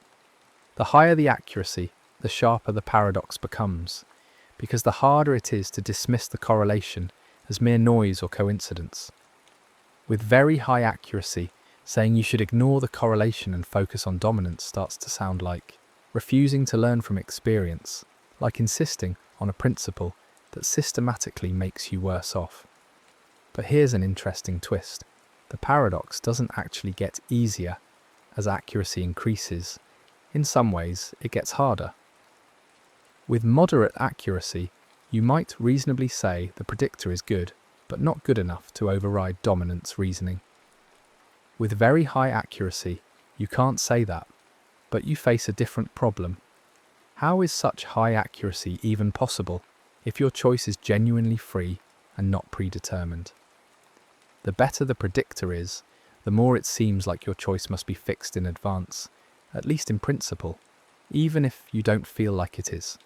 And if it's fixed in advance, then the whole framing of the problem becomes strange. Are you really choosing, or are you just discovering what you were always going to choose? This is where the paradox connects to questions about determinism. Determinism is the view that the present state of the universe, plus the laws of nature, fully determine the future state. If determinism is true, then in principle, a sufficiently knowledgeable predictor could know what you will choose by calculating forward from the present state. The predictor wouldn't need to violate causality or use magic. It would just need to have complete information about the current state and perfect knowledge of the laws. In practice, this might be impossible due to chaos, quantum uncertainty, or sheer computational limits. But in principle, it would be possible. If you accept determinism, then a perfect predictor is at least conceptually possible. And Newcomb's paradox is just a scenario where such a predictor happens to exist. Your choice is determined, but you still make it. The choice is yours in the sense that it flows from your brain states, your values, your reasoning. It's just that those brain states were themselves determined by earlier states, reaching back in a causal chain. The predictor has access to information earlier in that chain and can calculate forward to see what you'll do. But if you reject determinism, if you think there's genuine indeterminacy in the world, whether from quantum randomness or libertarian free will or some other source, then a perfect predictor becomes more problematic. How could it know what you'll choose if your choice isn't fully determined by prior states? It might still be a very good predictor by using statistical patterns, heuristics, psychological models. It could be right 99% of the time, without being able to predict you with certainty. But absolute perfection would be out of reach if there's real indeterminacy in your decision. Newcomb's paradox doesn't require us to settle whether determinism is true. The scenario works with a highly accurate but imperfect predictor, and such a predictor is plausible whether or not determinism holds. But thinking about the paradox does make you confront the relationship between prediction and choice, and it makes you think about what your choice is made of. If your choice flows from your character, your values, your reasoning style, then it makes sense that someone who knows those things could predict what you'll choose. And if they can predict it, does that mean it was determined all along? Or just that it was predictable, given who you are? These questions don't have simple answers, and they've been debated in philosophy for centuries without resolution. Compatibilists argue that free will is compatible with determinism, that you can be free as long as your actions flow from your own desires and reasoning, even if those desires and reasoning are themselves caused by earlier factors. Libertarians about free will argue that genuine freedom requires indeterminism, that your choices must not be fully determined by prior states. Hard determinists argue that if determinism is true, we don't have free will in any meaningful sense, and there are other positions, variations, and nuances beyond these. Newcomb's paradox doesn't prove any of these views right or wrong, but it does put pressure on certain assumptions. If you think free will requires that your choices be unpredictable, in principle, then a very accurate predictor seems to threaten free will. But if you think free will just means choosing according to your own reasons and values, then a predictor who knows your reasons and values can predict you without threatening your freedom. The paradox invites you to clarify what you mean by free will and what you think is necessary for it. There's also a social and psychological dimension to the discomfort people feel about being predicted. We like to think of ourselves as somewhat inscrutable, as having an inner life that others can't fully access. Being predicted very accurately can feel like being exposed, like someone has looked inside you and seen your machinery. It can feel reductive, as if you're less complex or less autonomous than you thought. This feeling isn't necessarily rational. Being predictable doesn't mean you're simple or lacking in autonomy, but it's a real part of how people react to scenarios like this. In real life, we sometimes resent people who know us too well, who can predict what we'll do or say. It can feel like they're not taking us seriously, like they've reduced us to a set of patterns. And there's a fear that if someone can predict you, they can manipulate you, using their knowledge of your patterns to get you to do what they want. The Newcomb predictor isn't trying to manipulate you in that sense. It's just filling boxes based on a forecast, but the fact that it can forecast your choice so accurately might still feel like a loss of autonomy, even if technically it isn't. Turning back to the decision theory questions, there have been many attempts to refine or extend the basic theories to handle Newcomb cases better. Some theorists have proposed that in certain situations you should act as if your choice can influence things it's correlated with, even if there's no direct causal link. This is sometimes called ratificationism, or could be seen as a version of super-rationality, the idea that truly rational agents might reason not just about their own actions, but about the pattern or policy they're instantiating. For instance, if you think of yourself not as choosing an isolated action, but as instantiating a decision algorithm, then you might ask, if everyone using my algorithm chose this way, what would happen? In Newcomb's problem, if everyone using your algorithm 1 boxes, they get rich. If everyone using your algorithm 2 boxes, they get only the small amount. So you should 1 box, because you're not just choosing for yourself in this moment, you're choosing which algorithm to run, and the 1-boxing algorithm reliably does better. This kind of reasoning appears in other contexts too. In the twin prisoner's dilemma, you and your twin are both offered the same choice, cooperate or defect. If you cooperate and your twin cooperates, you both get a good outcome. If one defects and the other cooperates, the defector does best and the cooperator does worst. If you both defect, you both do poorly. You're deciding in separate rooms with no communication, but you know your twin will reason the same way you do, because you're twins or psychological duplicates or whatever. Should you cooperate?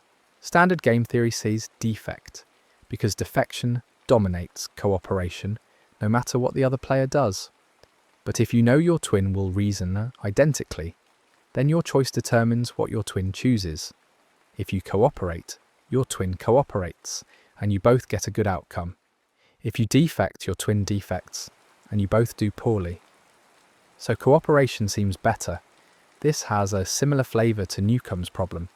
Your choice is correlated with something you care about through a commonality in reasoning, even though your choice doesn't cause the other thing. Some decision theorists take these cases as evidence that we need a framework that goes beyond simple causal or evidential decision theory, something that can capture the idea of logical or algorithmic connections between decisions. Functional decision theory, which we mentioned earlier, is one attempt at this. It evaluates actions not just by their causal effects or their evidential implications, but by what would happen if the algorithm producing the action were instantiated in all relevantly similar situations. In Newcomb's problem, the one-boxing algorithm is instantiated both in your decision and in the predictor's model of you. The outcome depends on what algorithm is running in both places, so you should one-box. This is an interesting approach, and it has some attractive features. It gives consistent answers across a range of paradoxical cases, and it captures the intuition that rational agents should care about the outcomes they reliably produce, not just the causal effects of individual actions. But it also has some costs. It requires thinking about decisions in a somewhat abstract way, as instantiations of algorithms rather than just actions taken at moments. And it's not always clear exactly which situations count as relevantly similar for the purpose of evaluating algorithms. Still, it represents a serious attempt to move beyond the causal evidential debate and find a framework that handles these hard cases better. Another line of thought focuses on the notion of counterfactuals, statements about what would happen if things were different. When you're deciding whether to take both boxes, you might ask, what would happen if I took only one box instead? The causal decision theorist says the contents of the boxes would be the same as they actually are, because your choice now doesn't cause the past filling, so you'd be leaving money on the table. The evidential decision theorist says, if you're the kind of person who would take only one box, then the predictor probably filled it, so you'd probably get the million.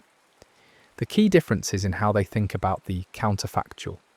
There are different theories of counterfactuals in philosophy, and they can give different answers about what would happen if you chose differently. Some theories say you should hold fixed the actual past, including the predictor's filling, and just vary your choice. Others say you should consider what would have happened in a whole scenario where you're the kind of person who makes a different choice, which might include the predictor making a different prediction. The choice of counterfactual theory can affect what you think you should do. This might sound like angels on pinheads territory, abstract philosophy with no practical import. But these questions about counterfactuals are actually central to how we reason about decisions in many contexts. When you think about what would happen if you did something different, you're implicitly using some theory of counterfactuals, some rule for imagining the alternative scenario. Different rules can lead to different decisions. Newcomb's paradox makes this vivid by creating a case where the stakes are clear and the different theories clearly diverge. It's worth stepping back and asking why this paradox has gotten so much attention from philosophers and decision theorists.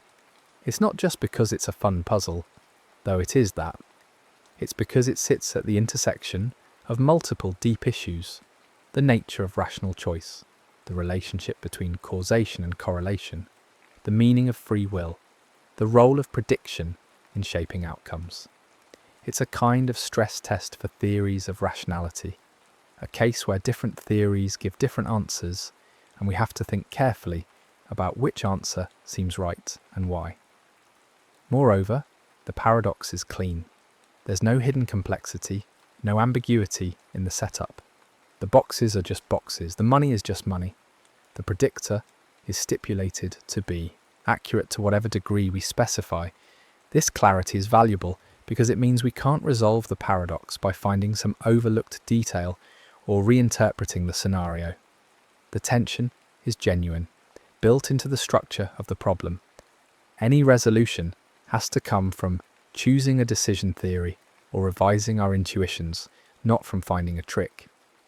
Different people have different intuitions about Newcomb's problem, and these intuitions seem to correlate with different philosophical temperaments. Some people immediately see the dominance argument and can't be shaken from it. The idea of leaving money on the table seems absurd to them, a clear violation of rationality. Other people immediately see the pattern of outcomes, the fact that one boxers get rich and two boxers don't, and can't understand why anyone would two box. Both groups feel like their position is obvious, like the other side is missing something simple. This divergence in intuitions is itself interesting. It suggests that people are implicitly using different frameworks for thinking about choice, different background assumptions about what matters. And often these frameworks are not explicitly articulated. People just have a gut feeling about what the right answer is, and they construct arguments to support that feeling.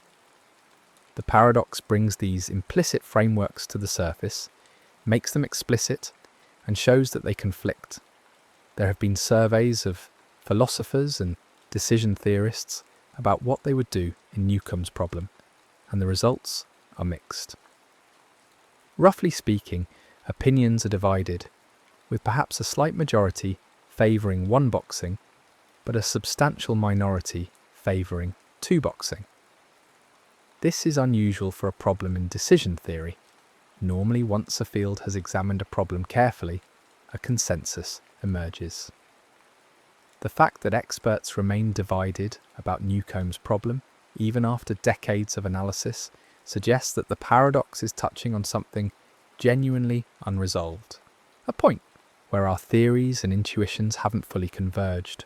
Some philosophers argue that the paradox shows decision theory is broken or incomplete, that we need a better framework that doesn't give conflicting answers. Others argue that the paradox shows there are multiple legitimate notions of rationality, different goals or values a decision procedure might aim at, and we shouldn't expect them to always agree. Still others argue that one of the standard theories is right and the other is wrong, and the paradox helps us see which is which. There's no consensus on this meta-level question either. One interesting variant of the problem asks what you should do if you know how the predictor works. Suppose the predictor scans your brain, sees what you're going to choose, and fills the boxes accordingly. You know this is how it works. Does that change anything? You might think it doesn't. The contents are still fixed before you choose, the dominance argument still applies. But you might also think it does, knowing that the prediction is based on your actual neural states at the time of prediction makes the correlation even more direct, harder to dismiss. Or suppose the predictor shows you a recording of your future self, taken from a moment after you've made your choice, and uses that recording to decide how to fill the boxes. This makes the temporal loop even more explicit. The predictor is seeing the future to decide how to set up the past. If you can see your future self in the recording, and your future self took both boxes, does that mean you have to take both boxes because that's what you saw yourself doing? Or can you still choose differently and create a paradox? This variant pushes the scenario into science fiction territory, but it makes vivid the idea that your future choice is determining the present setup. These variants don't resolve the original paradox, but they explore its boundaries, testing which features are essential and which are incidental. The core of the paradox seems to be the combination of predictive accuracy and the temporal ordering. The predictor goes first, your choice comes second, but the predictor's action depends on your choice. As long as those elements are in place, the paradox remains. Let's consider the experience of actually facing this choice, trying to set aside our theoretical commitments and just think about what we would do. You're standing in front of the two boxes. The transparent one is right there, $1,000 visible inside it, real and tangible. The opaque one sits beside it, closed, unknown.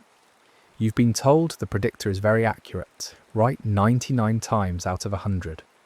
You believe this. You've seen the statistics, met the previous participants, verified the track record. What do you do? If you reach for both boxes, taking the guaranteed 1,000 plus whatever might be in the opaque box. You're following the dominance logic. The contents are already set. You can't change them. Taking the extra 1,000 can't hurt. But as your hand moves toward the transparent box, you might feel a flicker of doubt. The predictor has been watching you, studying you, modelling you. It knows how you think. If you're the kind of person who reaches for both boxes, it probably knew that. And if it knew that, the opaque box is probably empty. You're probably about to take the 1,000 and discover the million was never there for you. Almost everyone who has felt this impulse to take both, who has reasoned this way, has ended up with only the small amount. You're probably going to be one of them. If instead you reach only for the opaque box, leaving the transparent one untouched, you're following the evidential logic. You're being the kind of person the predictor rewards. By leaving the guaranteed 1,000 behind, you're demonstrating that you're a one-boxer, and one-boxers are the ones who get the million. The predictor probably saw this about you too, probably filled the opaque box because it knew you'd make this choice. As you reach for the opaque box, you might feel confident that it contains the million because you're doing what leads to that outcome. But there's also a nagging voice. The 1,000 is right there. You're leaving it behind.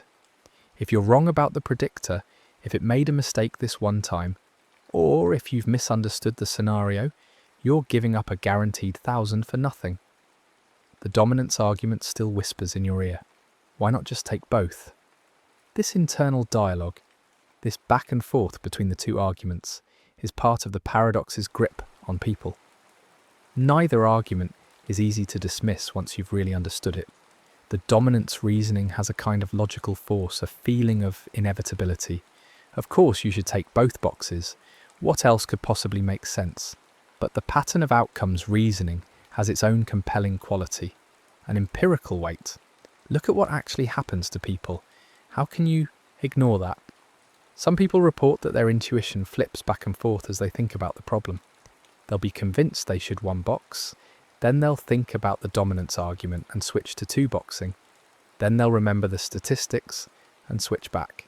This instability is a sign of the genuine paradox. If there were a simple resolution, a clear mistake in one argument, people wouldn't keep oscillating. The fact that both arguments continue to exert a pull, even after careful analysis, shows that each one is capturing something important about rational choice. There's also a pragmatic question. If you actually face this scenario in real life, what would you do? Setting aside all the philosophy and decision theory, faced with real boxes and real money, what choice would you make? Some people say they'd two box because the dominance argument is too compelling to resist in the moment. Others say they'd one box because they trust the statistics and want to maximise their expected winnings. And some people say they honestly don't know, that they'd feel paralysed by the conflicting arguments. The pragmatic question is interesting because it can diverge from the theoretical question. You might think, as a matter of pure decision theory, that two boxing is rational, but you might also think that one boxing is the better bet in practice, given the predictor's accuracy. Or vice versa. You might think one boxing is theoretically rational, but find yourself unable to resist the transparent box in the moment. The tension between theory and practice, between what you think you should do and what you think you'd actually do, is another layer of the paradox. This connects to a broader issue in decision theory and philosophy of mind, the gap between normative and descriptive theories. Normative decision theory tells you what you should do if you're rational. Descriptive decision theory, or psychology, tells you what people actually do. These can come apart. People often violate the axioms of rational choice as defined by standard theories. We're subject to biases, framing effects, emotional influences. Newcomb's paradox is interesting partly because it's not clear which answer is normatively correct, even before we get to the question of what people would actually do. Let's think about a few more variants and related scenarios to further illuminate the structure of the paradox. One variant is the transparent Newcomb problem. Both boxes are transparent, so you can see what's inside before you choose. If the predictor put the million in the opaque box, you can see it sitting there. If it left the box empty, you can see that too. What do you do? This variant seems to collapse the paradox for most people.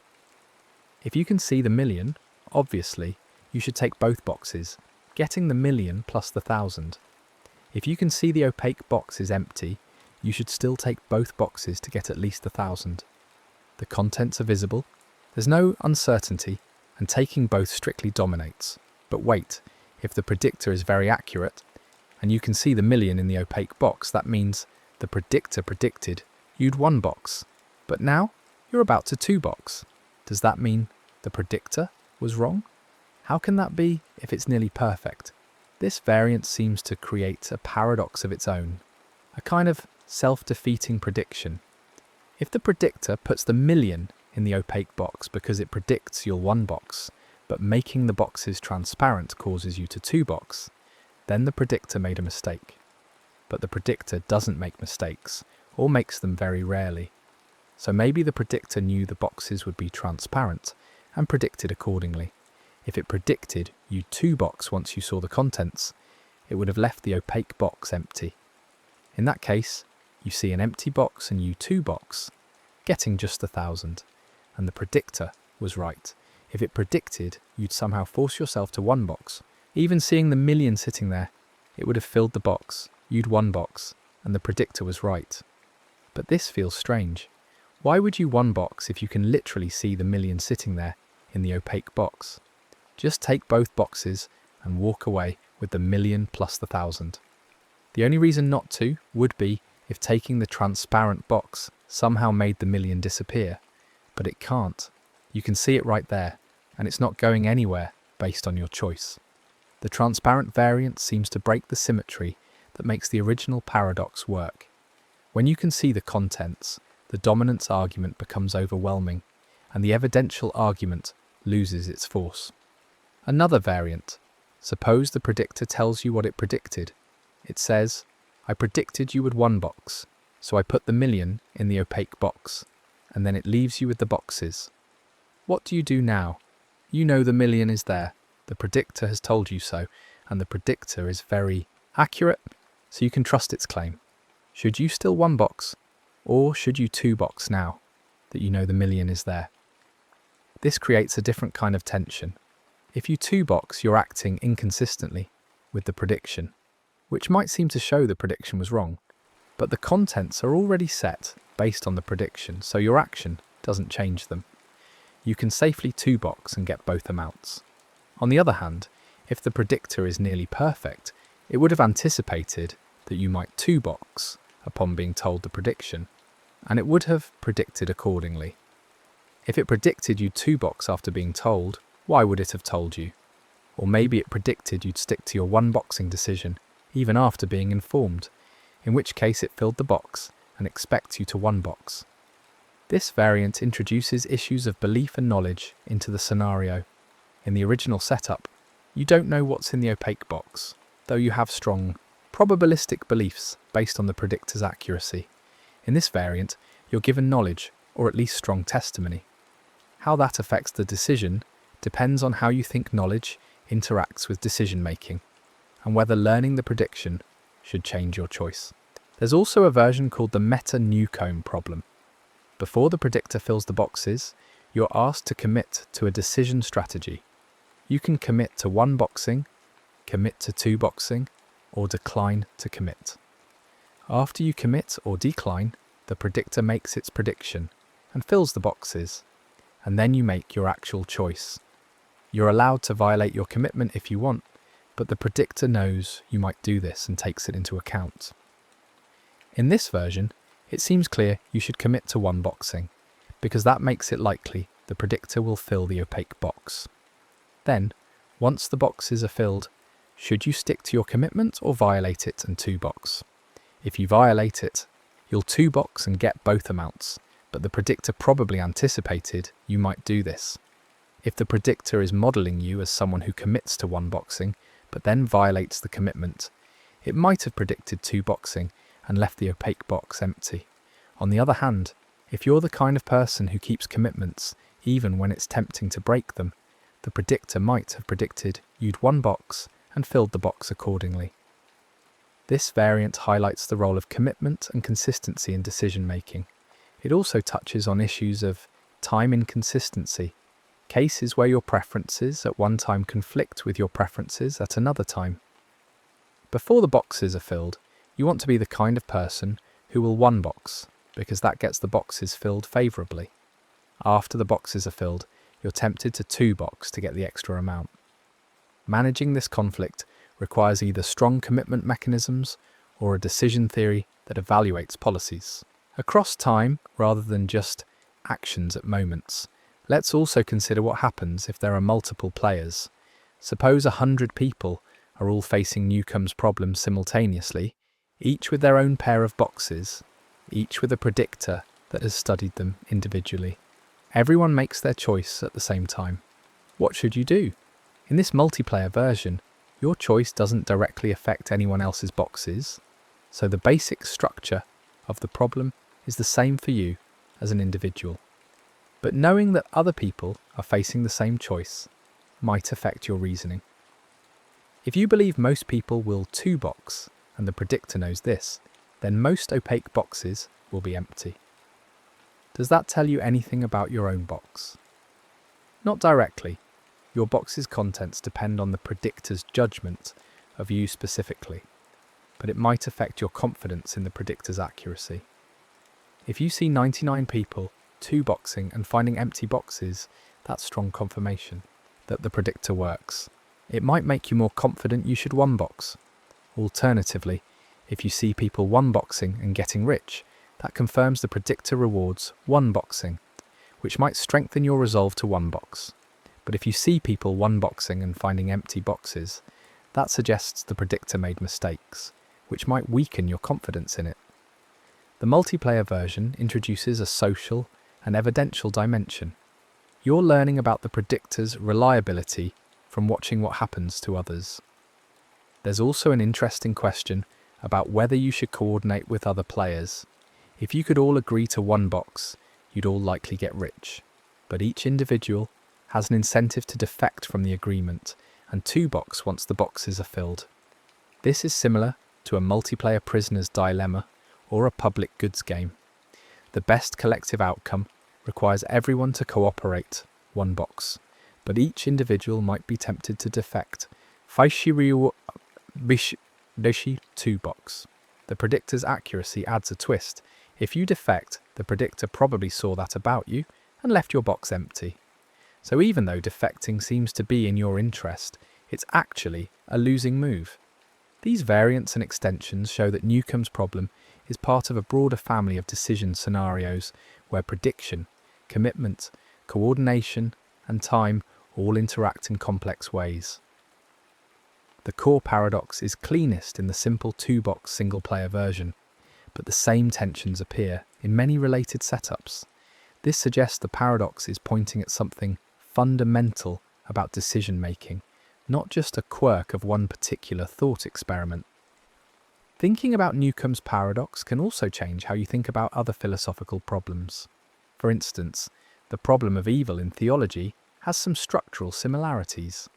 If God is omniscient, knowing all future choices, and if God set up the world in a particular way based on that knowledge, then the world's setup is correlated with our choices, even though the setup came first. This doesn't make Newcomb's paradox a solution to the problem of evil, but it shows that the interplay of prediction, choice, and temporal ordering appears in multiple contexts. Or consider debates about punishment and deterrence. If punishing a crime can't undo the crime, causally the crime already happened, why punish? One answer is deterrence. Punishing this crime makes future crimes less likely. But that's a forward-looking causal effect. Another answer is retribution. The person deserves punishment regardless of future effects. But there's also a Newcomb-like answer. Punishing is the right policy for a society to have, and being the kind of society that punishes is correlated with lower crime rates, even though the punishment of a particular crime doesn't cause that crime not to have happened. The structure is similar. An action that doesn't directly cause the outcome you want but is part of a policy or pattern that reliably produces good outcomes. Returning to the paradox itself, we might ask whether there's any way to definitively resolve it, to prove that one side is right and the other is wrong. The answer seems to be no, at least not without making substantive assumptions about what rationality means. If you assume rationality requires maximizing expected value based on all available evidence, then one boxing wins. If you assume rationality requires taking dominant actions based on causal effects, then two boxing wins. These are different conceptions of rationality, different values embedded in the decision procedure, and there's no neutral standpoint from which to judge between them. This might be unsatisfying. We want puzzles to have answers. We want to be able to say, here's the right choice, and here's why. But some puzzles are more like choices between frameworks than problems with solutions. Newcomb's paradox might be one of these. It asks you to decide what you value in a decision theory, what you want rationality to accomplish. Do you want it to follow certain structural principles, like dominance, even if that leads to systematically worse outcomes in some scenarios? Or do you want it to maximize expected value based on all correlations, even if that means treating your choice as evidence rather than just cause? Different people will answer this differently, and that's okay. The value of the paradox isn't in finding the one true answer. It's in understanding the question, in seeing the different ways we can think about choice and what trade-offs each approach involves. It's in recognizing that rational choice is not a simple, univocal concept, but something we have to define and refine based on what we care about. For someone trying to fall asleep, this might all seem abstract and cerebral, the kind of thing that would keep you awake rather than helping you drift off. But there's something oddly soothing about the paradox once you've sat with it. For a while, it's a clean, well-defined problem with a clear structure. There are no loose ends, no missing information, no ambiguities to resolve. The tension is real, but it's contained within the scenario. It doesn't threaten you in any practical way. You can think about it gently, turn it over in your mind, appreciate the symmetry of the two arguments without needing to force a resolution. The boxes sit there, one transparent and one opaque, waiting for a choice that is both free and predictable, both yours to make and already accounted for in the setup. The paradox asks you to think about what it means to choose well, to act rationally, to navigate a world where your decisions can be anticipated but are nonetheless real. It asks you to consider the relationship between cause and correlation, between the moment of choice and the pattern of outcomes over time, between following a principle and achieving a goal. And in the end, the paradox teaches a kind of humility about rationality. It shows that even in the simplest scenarios with just two boxes and a straightforward choice, the question of what you should do can be genuinely difficult, genuinely contested, genuinely open to multiple defensible answers. It reminds us that decision-making is not a mechanical process with obvious right answers, but a domain where our values, our principles, and our goals interact in complex ways, sometimes pulling in different directions, sometimes requiring us to make hard choices about what we care about most. The predictor has done its job, studied you carefully, made its forecast, filled the boxes. The setup is complete. The boxes sit before you, one box or two. The choice, as they say, is yours. And it is yours, genuinely and truly yours, even if it was predicted even if it was anticipated, even if the world was shaped in response to what you were going to do. The choice is yours, and in making it, you reveal not just what you decide in this moment, but something about how you think, how you reason, what you value when you choose. The predictor may know what you'll do, but you still have to do it. You still have to reach for one box or both, still have to commit to a way of thinking about decision and action and rationality. And in that reaching, in that commitment, you engage with questions as old as philosophy itself. What does it mean to choose? What does it mean to choose well? How should we act in a world that knows us better than we might like? A world that can predict us, anticipate us, shape itself around what we will do? These questions don't have final answers, but they have value in the asking. They make us think more carefully about decisions we face every day, about the relationship between our actions and our outcomes, about what we can control and what we can only influence through the kind of person we are. Newcomb's paradox is a gift in this way, a thought experiment that crystallizes these questions into a simple, elegant scenario, 2 boxes and a choice, and invites us to think deeply about what that choice reveals. As you lie there in the dark, perhaps drifting towards sleep, you can let the paradox settle into a comfortable shape in your mind. The 2 arguments, 1 boxing and 2 boxing, become familiar presences, each with its own logic, each pointing its own direction. You don't need to resolve them. You can let them coexist, 2 different ways of thinking about the same problem, 2 different values you might hold about decision making. The tension between them is not a problem to be solved, but a feature of the landscape, a reminder that rationality is richer and more complex than any single principle can capture. The boxes remain transparent and opaque, seen and unseen, known and unknown, and the choice remains open, eternally poised between the dominance of more and the evidence of pattern, between the moment and the policy, between taking what's there and being what's rewarded. And in that openness, that eternal irresolution, there is a strange kind of peace. The peace of a question well posed, a problem clearly seen, a paradox that teaches without needing to be solved. The next story is about to begin. Please relax and enjoy.